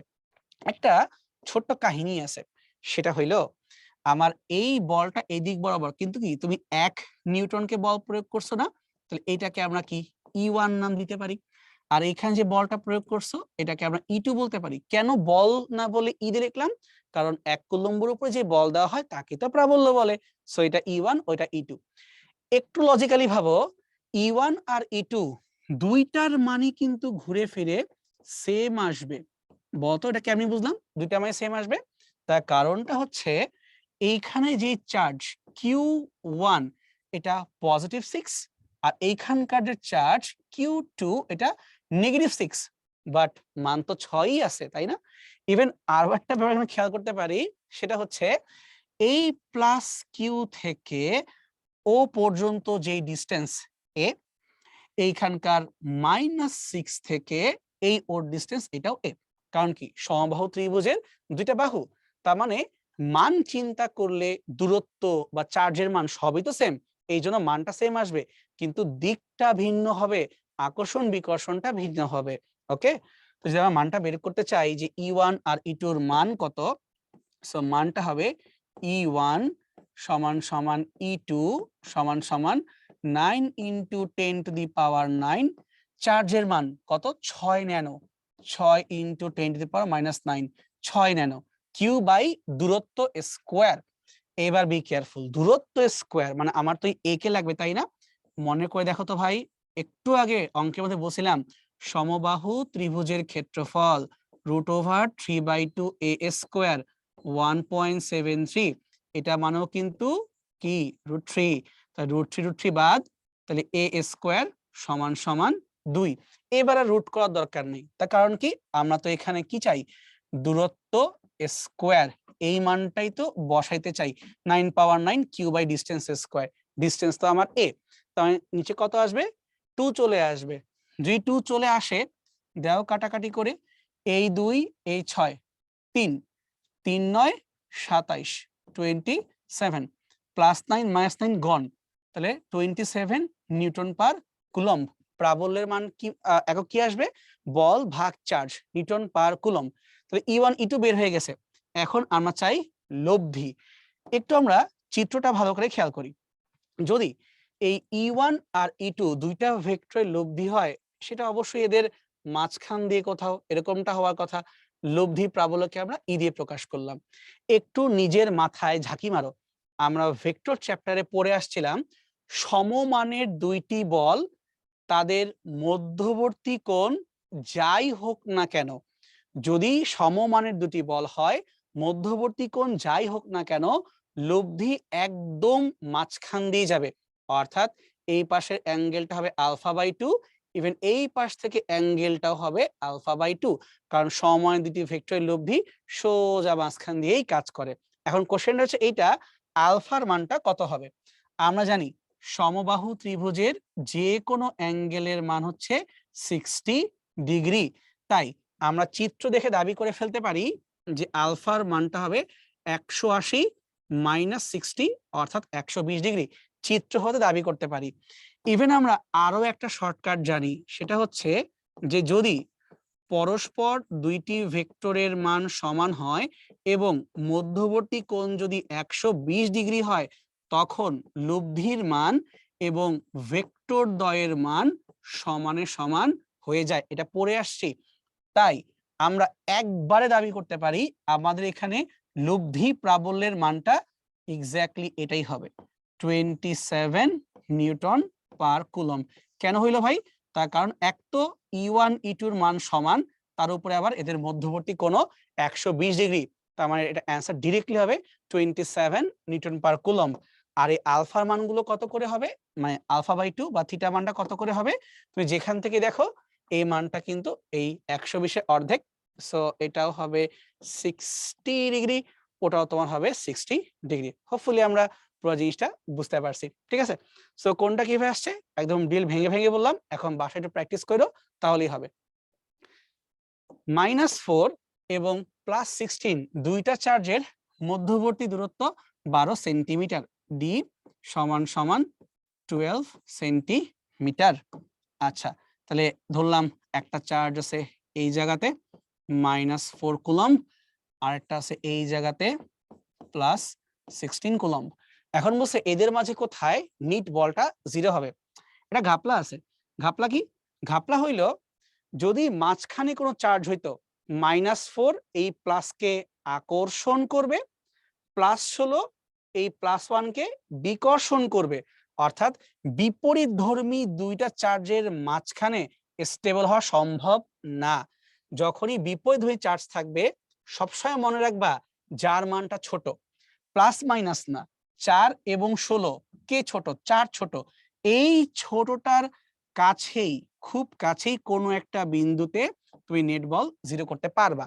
এটা হচ্ছে প্রথম কথা, মনে রাখবা। এই অঙ্ক দেখলেই তুমি বুঝে নিবা যে উত্তরটা হবে প্লাস মাইনাস বাদে যেই মানটা ছোট, সেই চার্জ থেকে সামথিং ডিস্টেন্স, সাপোজ x ডিস্টেন্সে এই পয়েন্টে এই ঘটনা ঘটবে। কিভাবে?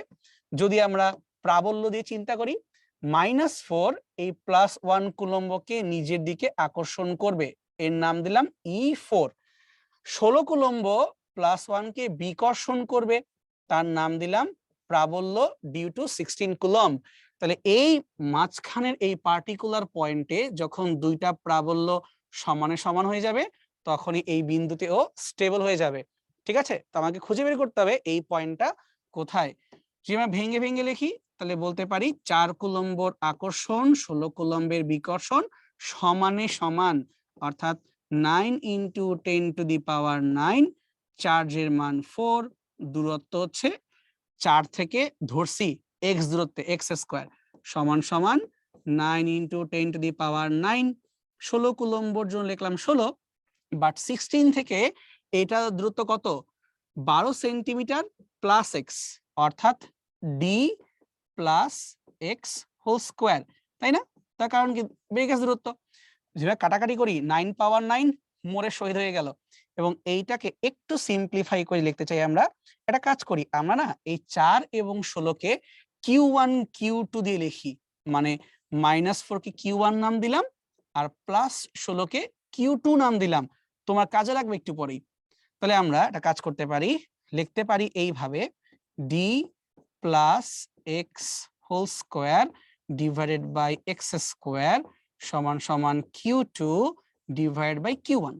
মানে আমরা ডি প্লাস এক্সটাকে উঠাই দিলাম বাই এক্স স্কোয়ার, আর এই 4কে ধাক্কা দিলাম, 4 মানে কিউ ওয়ান, লিখলাম কিউ ওয়ান। এটাকে যদি আমরা সিম্পলিফাই এখন করে ফেলি, তাহলে যে এক্স এর মানটা আসবে এটা হচ্ছে D divided by Q two divided by Q one whole root এবং একটা ঘাপলা -1 প্লাস। একটু মনে করে দেখো, আমরা কিন্তু এরকম একটা সূত্র এর আগের দিন ক্লাসেও পড়ছিলাম, সমধর্মী দুইটা চার্জের মাঝখানে কোথায় নেট বল 0 হয়, পড়ছিলাম কিন্তু তখন এর সূত্র ছিল D divided by 1 plus Q two by Q one. আজকে পার্থক্য কি আসলো? সবই ঠিক আছে, শুধু এই নিচে একটা আমাদের এখন -1 চলে আসছে। তার মানে আগে যে ছিল +1, শুধু এখন এই হয়ে গেল -1। সো কাইন্ডলি এই শর্টকাটটা আমরা মনে রাখবো, তাহলে কিন্তু আমরা করতে পারবো। কিন্তু কোন শর্তে হবে? যখন তুমি বিপরীতধর্মী চার্জ নিয়ে কথা বলবা তখন। তাহলে আমাদের চিত্র হতে এক্স এর মানটা কত আসবে? Total distance 12 centimetre -1 plus charge দ্বয়ের অনুপাত। বি কেয়ারফুল, কালকেও বলছিলাম যেই চার্জ থেকে দূরত্ব বের করবা তাকে রাখবা নিচে। 4 থেকে দূরত্ব বের করব, তাই 4 থাকবে নিচে, 16/4। তাহলে এখানে রুট করলে কত হচ্ছে? 16 আর 4, 4 4 16 মানে 4, 2 1 বাদ দিলে 1। মানে ফাইনালি পেয়ে গেলাম যে উত্তরটা হবে 12 সেন্টিমিটার। কিন্তু এক্স বলতে কি বুঝতেছো? এক্স বলতে আমরা বুঝতে পারতেছি এই -4 থেকে সংযোগকারী রেখার বাহিরে, বাহিরে কত বাহিরে? 12 সেন্টিমিটার বাহিরে। তাহলে অঙ্কটা হয়ে যাবে। তাহলে পার্থক্যটা কোথায়? সবই সেম, আগের দিনের মতো, শুধু এখানে একটা -1, এইটা আমরা আগের দিন লিখি নাই, একটু খালি চেঞ্জ আসছে, বাকি সব সেম আছে। চলো সামনে আগানো যাক। 10 নিউটন পার কুলম্ব তড়িৎ ক্ষেত্রের মধ্যে 0.5 কেজি ভরের কোন বস্তুকে শূন্যে ভাসিয়ে রাখতে হলে কি পরিমাণ চার্জে চার্জিত করতে হবে? একটু আগে বলছিলাম শূন্যে ভাসানো মানেই নিচের দিকে একটা ওজন আছে, আর তাকে ব্যালেন্স করতে উপর দিকে একটা তড়িৎ ক্ষেত্র কর্তৃক প্রযুক্ত বল আছে, এটাকে সেম হইতে হবে। তাহলে এখন আমাকে বলছে কি পরিমাণে চার্জ করতে হবে। কিউ এর মানটাই আমি জানি না, আর প্রাবল্যের মানটা কত? 10, এই যে 10। তাহলে কিউ ই মানে 10 কিউ সমান সমান mg। তাহলে ভাই এমটা কত? 0.5 কেজি। জি এর মান যদি বলে নাই, তাহলে আমরা 9.8 দিয়ে আগাবো। তাহলে কিউ সমান সমান 9.8 কে হাফ করলে হয় 4.9, আরো 10 দিয়ে ভাগ করলে হয় 0.49। এর অ্যান্সার তোমার চলে আসলো কিউ সমান সমান 0.49 কুলম্ব। মানে কাটাকাটি করে যা আসবে আসবে, তাই সত্য, আমরা মাথা ঘামাবো না, ঠিক আছে? চলো সামনে যাই। এরকম একটা প্রশ্ন আমরা কিছুক্ষণ আগে বিভবের ক্ষেত্রে সলভ করছিলাম, যে একটা গোলক দেওয়া ছিল যার ব্যাসার্ধ 3 সেন্টিমিটার আর পৃষ্ঠ হতে 6 সেন্টিমিটার বাইরে একটা বিন্দু হচ্ছে বি। এখন বিভিন্ন পয়েন্টে বিভব বের করো, এটা আমি পড়ে আসছিলাম। কিন্তু এখন আমরা বিভব না, আমরা বের করব প্রাবল্য। প্রাবল্য কিন্তু ভেক্টর রাশি। একটা কথা মাথায় রাখবা, চার্জ সবসময় পরিবাহীর পৃষ্ঠে অবস্থান করে, এটা আমরা কালকেও বলছিলাম। তার মানে প্রাবল্য তুমি যখন তৈরি করবা তখন তোমাকে মাথায় রাখতেই হবে চার্জের অবস্থানটা কোথায়। যদিও মনে হয় যে বল রেখা যখন সব দিকে নির্গত হয়, দেখে মনে হয় যে মেবি সবগুলো চার্জ কেন্দ্রেই কেন্দ্রীভূত আছে, এমনটা মনে হয়, বাট বাস্তবে তো আর নাই। এই জন্য সবসময় খেয়াল রাখবা, যখনই এই গোলক নিয়ে কথা বলতেছি, পরিবাহীর তুমি যখন ভিতরে আসো, ভিতরে কিন্তু প্রাবল্য থাকবে না। আমি আবারও বলতেছি, যখন তুমি প্রাবল্যর কথা বলতেছো, পৃষ্ঠে চার্জ থাকে, ভিতরে তো আর থাকে না। এই জন্য আমরা পৃষ্ঠ না আসা পর্যন্ত, অর্থাৎ কেন্দ্র থেকে ব্যাসার্ধ পর্যন্ত যতক্ষণ না আসবো, কোনো প্রাবল্য পাবো না।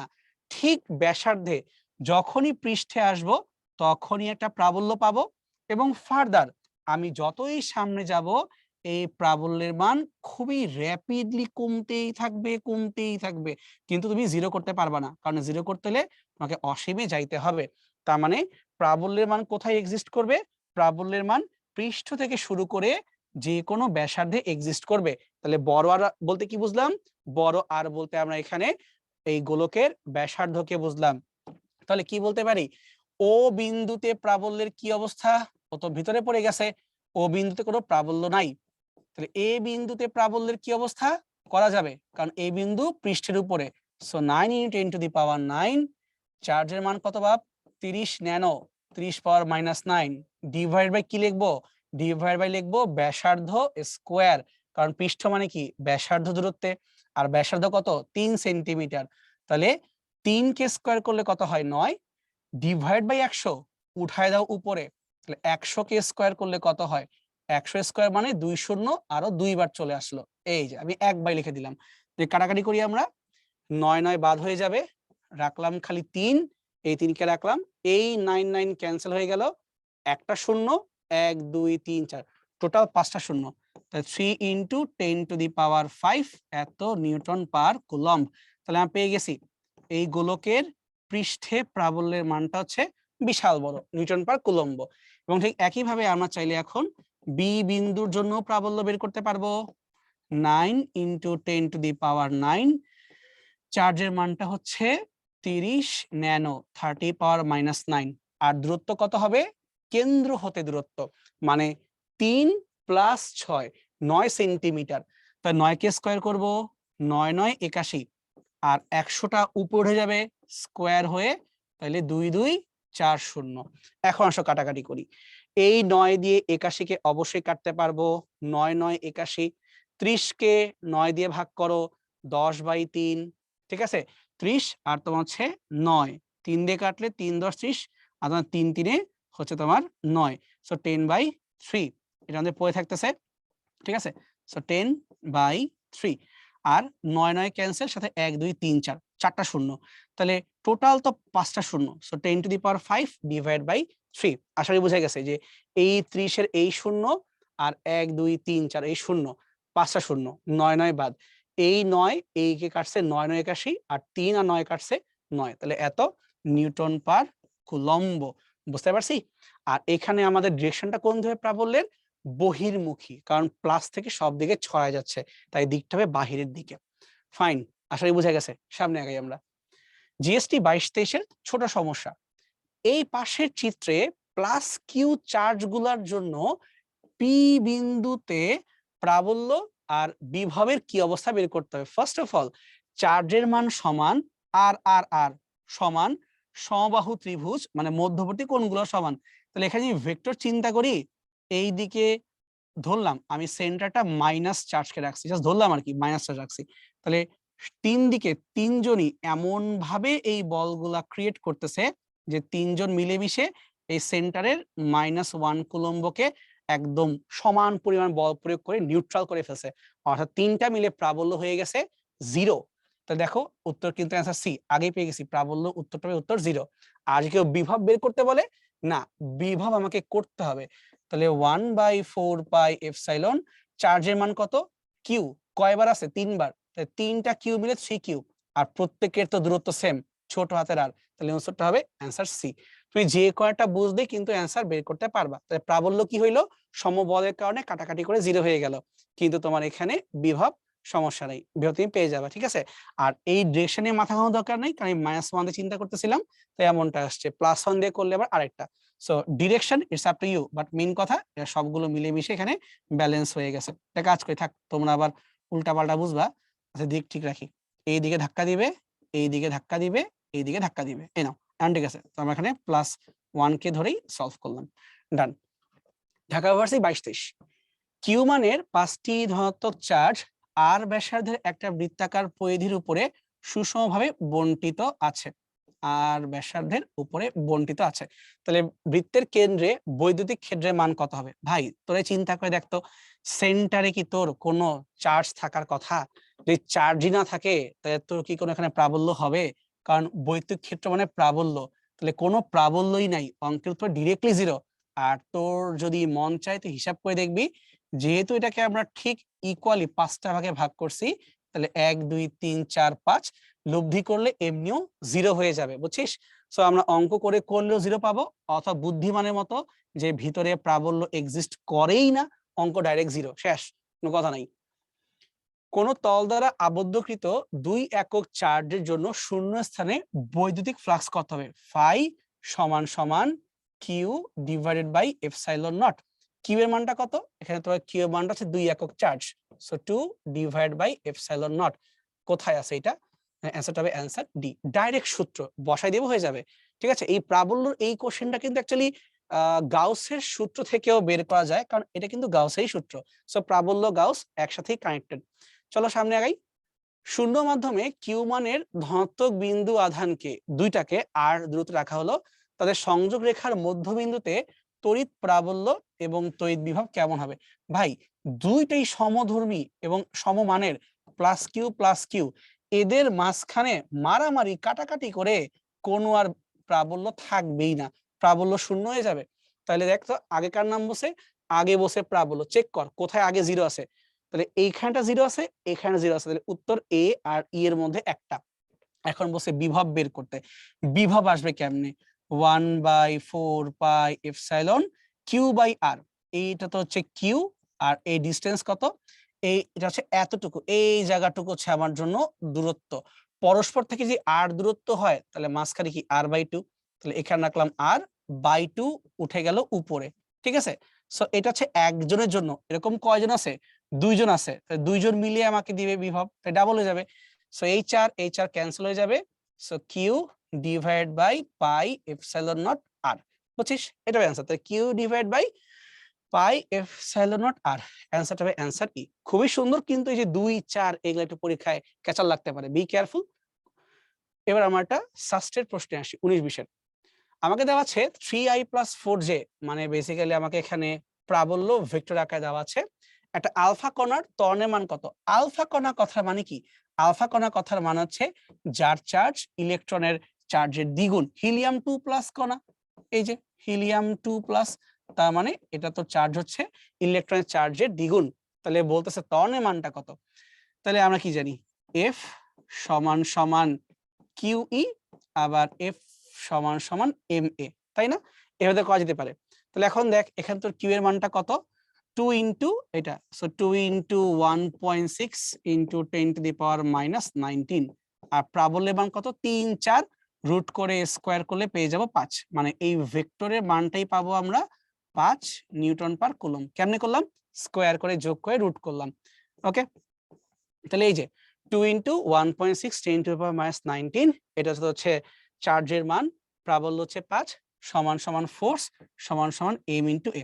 মানে এখান থেকে ক্যালকুলেট করলে কি আমরা বের করে ফেলতে পারবো না যে এখানে তোর প্রাবল্যের মানটা কত আসে? এখন একটা ঘটনা হচ্ছে যে এখানে আমরা ভরের মানটাকে কিভাবে বসাবো, এটা কিন্তু ফ্যাক্টর। তো চিন্তা করে দেখ, তুই এখানে আলফা কণা নিয়ে কথা বলতেছিস, তো আলফা কণার ক্ষেত্রে ভরের মান কত এটা কিন্তু আমাদের জানা কথা। মানে হিলিয়াম 2+ এর ক্ষেত্রে ভরের মানটা কত এটা কিন্তু জানা কথা। পোলাপান তারা কি করে? পোলাপান তাড়াহুড়া করে এখানে ইলেকট্রনের মানটা বসায় দেয়, এটা কিন্তু করা যাবে না। এখানে তো হচ্ছে বেসিক্যালি 4টা প্রোটনের মানকে বসাইতে হবে। তার কারণ কি? হিলিয়ামের ভিতরে ভরটা কোত্থেকে আসতেছে? 4টা প্রোটন থেকে আসতেছে। তো যে এটা বসায় আমরা ভাগটা করে দেই, লিখে রাখতেছি যে এই ভরটা আসবে 4টা প্রোটন থেকে। Be careful. সমস্যা একটাই ভাই, যে আমরা যখন এই মানটাকে সলভ করতে যাই, ইস্যুটা হয়ে যাবে ক্যালকুলেটর ছাড়া কিভাবে মানটা বের করব। এটা প্যাথেটিক। এরকম মান টান দিলে আসলে কিছু বলার থাকে না, এটা গেস করে করাটাও মুশকিল হয়ে যায়। এটা বাসায় চেক করবি, করলে আসবে 2.4 পাওয়ার। খালি খেয়াল রাখবি যে ভরটা কিন্তু ইলেকট্রনের না, এটা ভুল করিস না, তাহলে উল্টাপাল্টা হয়ে যাবে। ঠিক আছে, সামনে আগাই আমরা। একটা বিন্দু চার্জ এত কুলম্বের জন্য সৃষ্ট তড়িৎ ক্ষেত্রের কোন একটি বিন্দুতে প্রাবল্য দেওয়া আছে, তাহলে বিভব কত? তো এটা তুই চিন্তা করে দেখ, যে তোকে চার্জের মান মানে কিউ তোকে দেওয়া আছে, তোকে প্রাবল্য ইও দেওয়া আছে। এখন তুই বিভবের মানটা কিভাবে বের করতে পারবি? ধরলাম যে আমাদের এখানে কোনো আইডিয়াই নেই বিভব বের করে কি দিয়ে। একবার চিন্তা কর, তোকে যে প্রাবল্য দিলাম, প্রাবল্যের সূত্র কি? 9 into 10⁻9 into charge divided by দূরত্ব স্কোয়ার, এরকমটা না? আর যদি আমরা বিভব নিয়ে চিন্তা করতে চাই, ভি সমান 9 ইন্টু 10⁻9 চার্জ ডিভাইড বাই দূরত্ব। এই তো প্রাবল্য জানি, চার্জের মান জানি, আর স্কোয়ার বের করতে পারবো না? যে আর স্কোয়ার বের করতে পারলে আর কেও বের করতে পারবো। ওই আর কে বের করা হয়ে গেলে এই জায়গাতে বসাই দিব। অথবা আরো ইজি করে করতে পারতাম যে তোর এখানে ভি সমান ইডি, বাট প্রবলেমটা এই জায়গাতেই, ডিসটেন্স তো আমাকে দেয়ই নেই, আমি করবো কি দিয়ে? কষ্ট করে পার্ট বাই পার্ট আগাইতে হবে। তাহলে আসো এখান থেকে যাই। ই এর মান ক দেওয়া? আমাকে দেওয়া আছে 40। যে আর স্কোয়ার পাইতে হয়, আর স্কোয়ার সমান সমান কিউ এর মান আমাকে দেওয়া আছে 1.736 ইন্টু 10⁻⁻9 -9 হচ্ছে আমার আর কিউ এর মান, একে গুণ করতে হবে 9 ইনটু পাওয়ার 9 দিয়ে। যদি আমরা গুণ করি 10 টু দি পাওয়ার -9 আর +9 কিন্তু ক্যান্সেল হয়ে যাবে, পড়ে থাকবে শুধুমাত্র এই 9, তাহলে ইনটু হচ্ছে আমার 9, কিউ ইনটু গুণ করলাম আর স্কয়ার উঠাইলাম, ভাগ দিব কাকে দিয়ে, ই দিয়ে, ই এর মানটা কত, আচ্ছা আমার জন্য 40, তাহলে হচ্ছে আর স্কয়ার। তো যদি আর কে বের করতে চাই, এটাকে আবার একটা হোল রুট দিয়ে দেওয়া লাগবে, ঠিক আছে। এইটাকে মুখে মুখে যদি তুমি করতে চাও, তাহলে 9 আর 40 মোটামুটি 4, নিচে 4 মোটামুটি 4 বলতে পারো আর কি।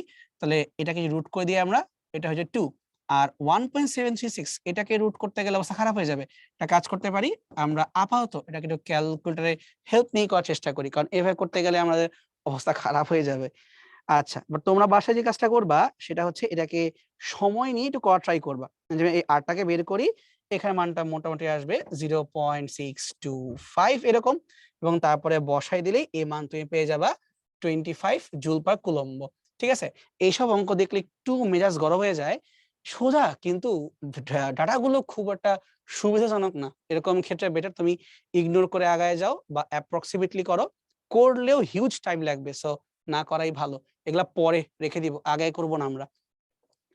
কোন তড়িৎ ক্ষেত্রের প্রাবল্য x অক্ষ বরাবর E সমান সমান cx স্কয়ার, যদি c ধ্রুবক হয় তাহলে এখানে বিভবের মানটা কি হবে? তাহলে আমরা জানি E সমান সমান minus dv over dr, but এখানে আমরা r কে x অক্ষ দিয়ে লিখতে পারতেছি, তাহলে বিভবটা কি আসবে, মাইনাস সহ ইন্টিগ্রেশন অফ E dx, তাহলে মাইনাস সহ cx স্কয়ার dx, তাহলে c নিয়ে কোনো মাথা ব্যথা নাই, মাইনাস c, আর x স্কয়ার পাওয়ারটা বেড়ে গেল, সেই পাওয়ার দিয়ে ভাগ হয়ে গেল, তাহলে minus cx cube divided by 3, এটা হচ্ছে আমার জন্য বিভবের মান। বলছিলাম না যে ইন্টিগ্রেশন করেও করা যায়, ডিফারেন্সিয়েট করেও করা যায়, তুমি অঙ্ক দেখে সিদ্ধান্ত নিবা যে কোনটা তোমার করতে হবে। বৈদ্যুতিক ফ্লাক্সের একক কোনটা? ডাইরেক্ট মুখস্থ আমাদের, newton metre square per coulomb, এটা আমাদের একক। বা তুমি চাইলে ফাই সমান সমান এ ই এভাবে দিয়েও কিন্তু চিন্তা করতে পারবা, ঠিক আছে। সামনে গিয়ে আমরা, একটা বিন্দু চার্জ থেকে 2 মিটার দূরত্বে তড়িৎ ক্ষেত্রের মান যদি হয় ই, তাহলে 1 মিটার দূরত্বে প্রাবল্যের মানটা কত হবে? তার মানে বেসিক্যালি এভাবে বলতে পারি, R2 এর মান 1 মিটার এবং R1 এর মান 2 মিটার, তাহলে R1 এর জন্য কত সেটা আমাকে বলা আছে ই, তাহলে R2 এর জন্য কত এটা বের করতে হবে। আমরা জানি ই এর সাথে সম্পর্কটা হচ্ছে 1/r স্কয়ার, উল্টা, তাই না? তাই দেখো তো, তুমি যখন 2 মিটার থেকে 1 মিটারে আসবা, তুমি কি দূরত্ব বাড়াইছো? বাড়াও নাই, তুমি আসলে টেনে ক্লোজ করে দিছো। দূরত্ব যত কমবে ই এর মান তত বাড়বে।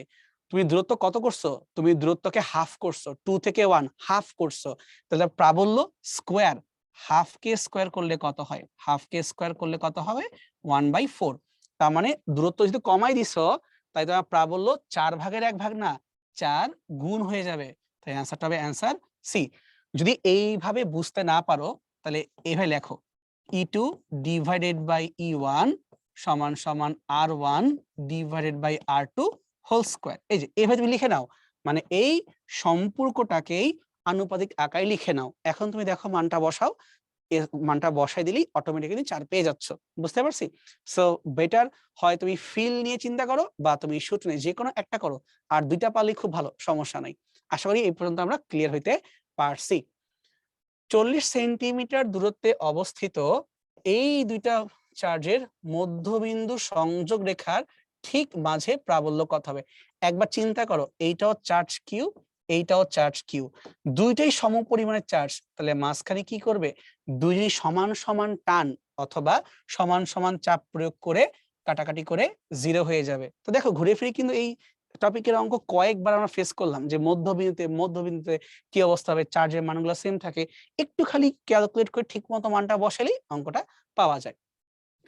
1 মিটার ব্যাসার্ধের একটি গোলককে বায়ুতে স্থাপন করে এত কুলম্ব চার্জে চার্জিত করা হলো। সো কি আমি জানি, গোলকের কেন্দ্র থেকে 0.1 মিটার দূরত্বে প্রাবল্য আর বিভব কত? ফার্স্ট অফ অল, এই যে আর, ছোট হাতের আর মানে 0.1, এটা কি ব্যাসার্ধের চেয়ে বড় না ছোট? আগে চিন্তা করো। এই হলো আমার গোলক, কি গোলক আঁকলাম, এই যে ধরো এইটা হচ্ছে আমাদের গোলক, জাস্ট দ্বিমাত্রিক ভাবে আঁকলাম আর কি। তো এইটা হচ্ছে আমাদের ব্যাসার্ধ, কেন্দ্র থেকে একদম এই পর্যন্ত এই হচ্ছে ব্যাসার্ধ সমান সমান 1 মিটার। বাট তুমি আসো কোথায়? তুমি আসো এই একটু সাইডে, এই যে ছোট্ট আর সমান সমান 0.1 মিটার। তাহলে গোলকের ভিতরে যখন অবস্থান করবা কি জিরো হবে? গোলকের ভিতরে অবস্থান করলে প্রাবল্য মাস্ট জিরো হবে, কিন্তু বিভব থাকবে। এই জায়গার বিভবটা কার সমান হবে? এই জায়গার বিভবটা পৃষ্ঠের যা বিভব হবে তার সমান হবে। তাহলে কার নামটা আগে দেখতেছো? প্রশ্নে প্রাবল্যের নাম আগে, তাহলে প্রাবল্য জিরো। কপাল ভালো, শুরুতেই সিতে পেয়ে গেছি জিরো, তাহলে অ্যান্সার হচ্ছে জিরো। বাট যেহেতু এটা কোনটি নয় আছে, তাহলে আমাদের বিভবটা একবার চেক দিয়ে নেওয়া উচিত। যদি বাই চান্স বিভব না মিলে, তাহলে ভি সমান সমান 9 ইন্টু 10⁻9 ইন্টু চার্জের মান কত ভাই? 2 ইন্টু 10⁻⁻ কত 9 ডিভাইডেড বাই কি? দূরত্ব 1 মিটার। লিখলেই কি না লিখলেই কি? তাহলে 9 আর 2 গুণ করলে আসলেই 18 হয় না? তাহলে অঙ্ক ঠিক আছে, তাহলে উত্তর আমাদের আসলেই সি হবে। চেক দিয়ে নেওয়া ভালো, ভুল করার চেয়ে। ফাইন, আমরা তাহলে বুঝতে পারছি জিনিসগুলো কি। একটি বলনলে কত সংখ্যক বলরেখা থাকে? ওই যে আমরা এটাকে ফাইয়ের কথা বলতেছিলাম না, ফাই সমান সমান কিউ বাই এপসাইলন। তো তুমি যখন একটি বলনের কথা বলতেছো, মানে তুমি বেসিক্যালি চার্জকে 1 ধরতেছো, তাহলে 1 ডিভাইডেড বাই এপসাইলন। কোথায় এই জিনিস? এই যে 1 ডিভাইড বাই এপসাইলন। আশা করি আমরা এই যে বুঝতে পারতেছি। এগুলো আমরা গাউসের মধ্যে আবারও পড়বো, মানে প্রাবল্য আর গাউস অ্যাকচুয়ালি ইন্টারকানেক্টেড, বাদ দেওয়ার কোনো সুযোগ নাই। সো এটার মধ্যে আমরা দেখাই দিচ্ছি। ফাইন, সমান্তরাল দুইটা পাতের মধ্যবর্তী দূরত্ব হচ্ছে তোমার ডি, আর বিভব পার্থক্য ভি। যদি কিউ আধানে একটা বিন্দু চার্জ এই দুইটার ঠিক মধ্যবর্তী দূরত্বে রাখা হয়, তা চার্জের উপরে ক্রিয়াশীল স্থির তড়িৎ বলের মানটা কত হবে? এ দেখো, সমান্তরাল দুইটা ধাতব পাত দেওয়া আছে, এদের যে মধ্যবর্তী দূরত্ব আমাকে ডি দেওয়া আছে, ঠিক আছে। আর এদের যে বিভব পার্থক্য এটা হচ্ছে ভি। তাহলে এখন আমি যদি এখানকার প্রাবল্য দিয়ে চিন্তা করি, তাহলে আমি কিন্তু অবশ্যই এখানে ভি সমান সমান ইডি এটা কিন্তু আমরা চিন্তা করতে পারি। খালি প্যারাটা খাচ্ছ এই জায়গাতে এসা যে ভাই তাহলে এখানে আমার বলের মানটা কি হবে?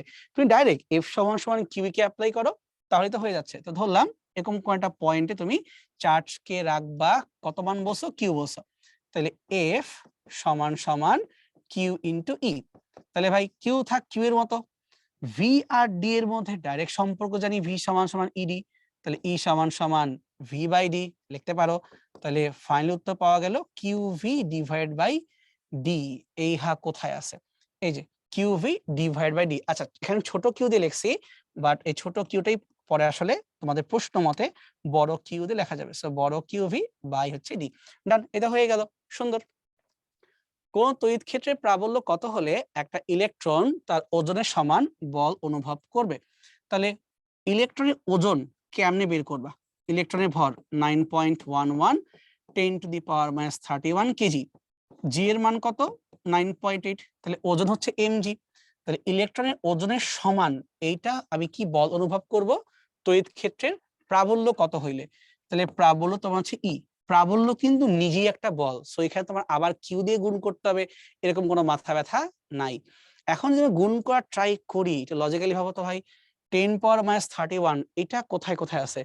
এইখানে আছে, এইখানে আছে, তাহলে আমার উত্তরটা এরকম কোন একটা জায়গাতেই আসা উচিত, মানে এদের মধ্যে আমার যাওয়া উচিত, কারণ এগুলো অনেক বেশি ছোট, ঠিক আছে। কিন্তু সবাইকেই 5.5 সেন্ট লিখে রাখছে।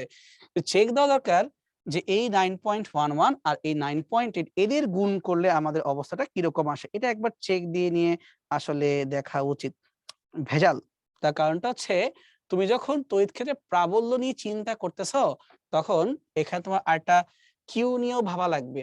তার কারণ যদি কিউ কে না নেই, এই 10 চিন্তা করি, তার আমাদের অ্যান্সার কিন্তু 9.1 × 10⁻31। তার মানে এখানে অ্যাকচুয়ালি ইলেকট্রনের চার্জটাকে দিয়েই ভেবে নেওয়াটা বুদ্ধিমানের কাজ, কারণ সংখ্যা যে এবিসি মানগুলো দিছে সেটা কিন্তু এক দেখায় মেলে না। আমি কেন বুঝলাম 9.8 কে 10 ধরলে 10⁻30, বাট একটা তো মান মিলতেছে না। তার মানে এখানে অ্যাকচুয়ালি ইলেকট্রনের উপরে যে প্রাবল্য সেটাকে তারা ইলেকট্রন চার্জে গুণ করে তারপর ভাগ করে বের করতে বলতেছে। ঠিক আছে, তাহলে বের করার চেষ্টা করি। ই সমান সমান আগে লিখে দিই 9.1 9.8 তার সাথে 10⁻31 আর ভাগ দিব চার্জ দিয়ে 1.6⁻19। আচ্ছা, তাহলে এখন দেখো কি কাটাকাটি করা যাইতে পারে। নিচে 16 আর তোমার হচ্ছে উপর 9.8 বা 9.1, চাইলে রাফলি কাটতে পারো একভাবে, সে হচ্ছে এইভাবে যে আমরা এই 9.8টাকে 10 ধরে নেই, সমস্যা নাই। তাহলে এই 10 আর -31 মানে -30, 10 টু দি পাওয়ার উপরের -30 আর নিচের -19 যে হয়ে যাবে যোগ। তাই কি থাকলো এখানে 9.1 আর এখানে তোমার থাকলো 1.6, মানে আমি অ্যাপ্রক্সিমেটলি করতেছি কারণ 100 তো বেগা যাচ্ছে না। এখন 30 থেকে যদি আমরা 10 বাদ দিই 20, যদি আরো 9 বাদ দিই তাহলে কত হচ্ছে 11, তাহলে 10 টু দি পাওয়ার -11 থাকলো। আর 1.6 আর 9.1 তুমি 16 নামটা পড়ো, 5 16 80, মানে এই জায়গার অ্যান্সারটা 5 এর চেয়ে একটু বেশি আসতেছে। তাহলে এখন দেখো এইটা মান কিন্তু আমার গ্রহণযোগ্য, তাহলে আমরা অ্যান্সারটা বলতে পারি 5.57 10 টু দি পাওয়ার -11। এরকম অনেক সময় হইতে পারে যে কোশ্চেন পড়ে আমরা যেটা ভাবতেছি অ্যান্সারের সাথে ওটা মিলতেছে না, তার মানে এমনটা হইতে পারে যে হয়তোবা ভাষাগত কোনো সমস্যা আছে, আমাদের বুঝতে কোনো সমস্যা হয়েছে। তখন তুমি এবার ক্রস চেক দিবা যে প্রত্যেকটা নরমাল সহগ আর প্রত্যেকটা পাওয়ার কিভাবে ধরলে তোমার অঙ্কের সাথে সুন্দর মিলে যায়। যখন আমি এখানে চার্জটাকে বাদ দিয়ে চিন্তা করে দেখলাম, তখন দেখি যে পাওয়ার মিললেও সংখ্যা তো মিলতেছে না, কিন্তু সংখ্যা পাওয়ার দুইটাই মিলে যায় যদি আমরা চার্জটাকে ধরে আগাই। সো পরীক্ষা হলে মাথা এত ঠান্ডা রাখা আসলেই একটু কষ্টকর। এবং তুমি সালগুলো খেয়াল করো, দেখো তো 7 8 8 9 9 10 14 15, তখন কিন্তু ক্যালকুলেটর ছিল, তাই না? সো তখন এগুলো করা অনেক ইজি ছিল, বাট তোমাদের ক্ষেত্রে একটু আইকিউ খাটায় সলভ করতে হবে। সো পুরা ক্লাসে এতক্ষণ ধরে এই প্রাবল্য বিভব যা কিছু দেখাইলাম, আশা করি তোমাদের আইডিয়া হয়ে গেছে যে কোন অঙ্ক দেখলে কিভাবে চিন্তা করতে হবে অন্তত। ঠিক আছে, তাহলে আমাদের ক্লাস মোটামুটি আজকে এই জায়গা পর্যন্তই ছিল, থামতে পারি। বাসায় বেশি করে প্র্যাকটিস করো, তাহলে ইজি হয়ে যাবে, ভয় পাওয়ার কিছু নেই। ওকে, থ্যাংক ইউ এভরিওয়ান, আজকের মতো বিদায়।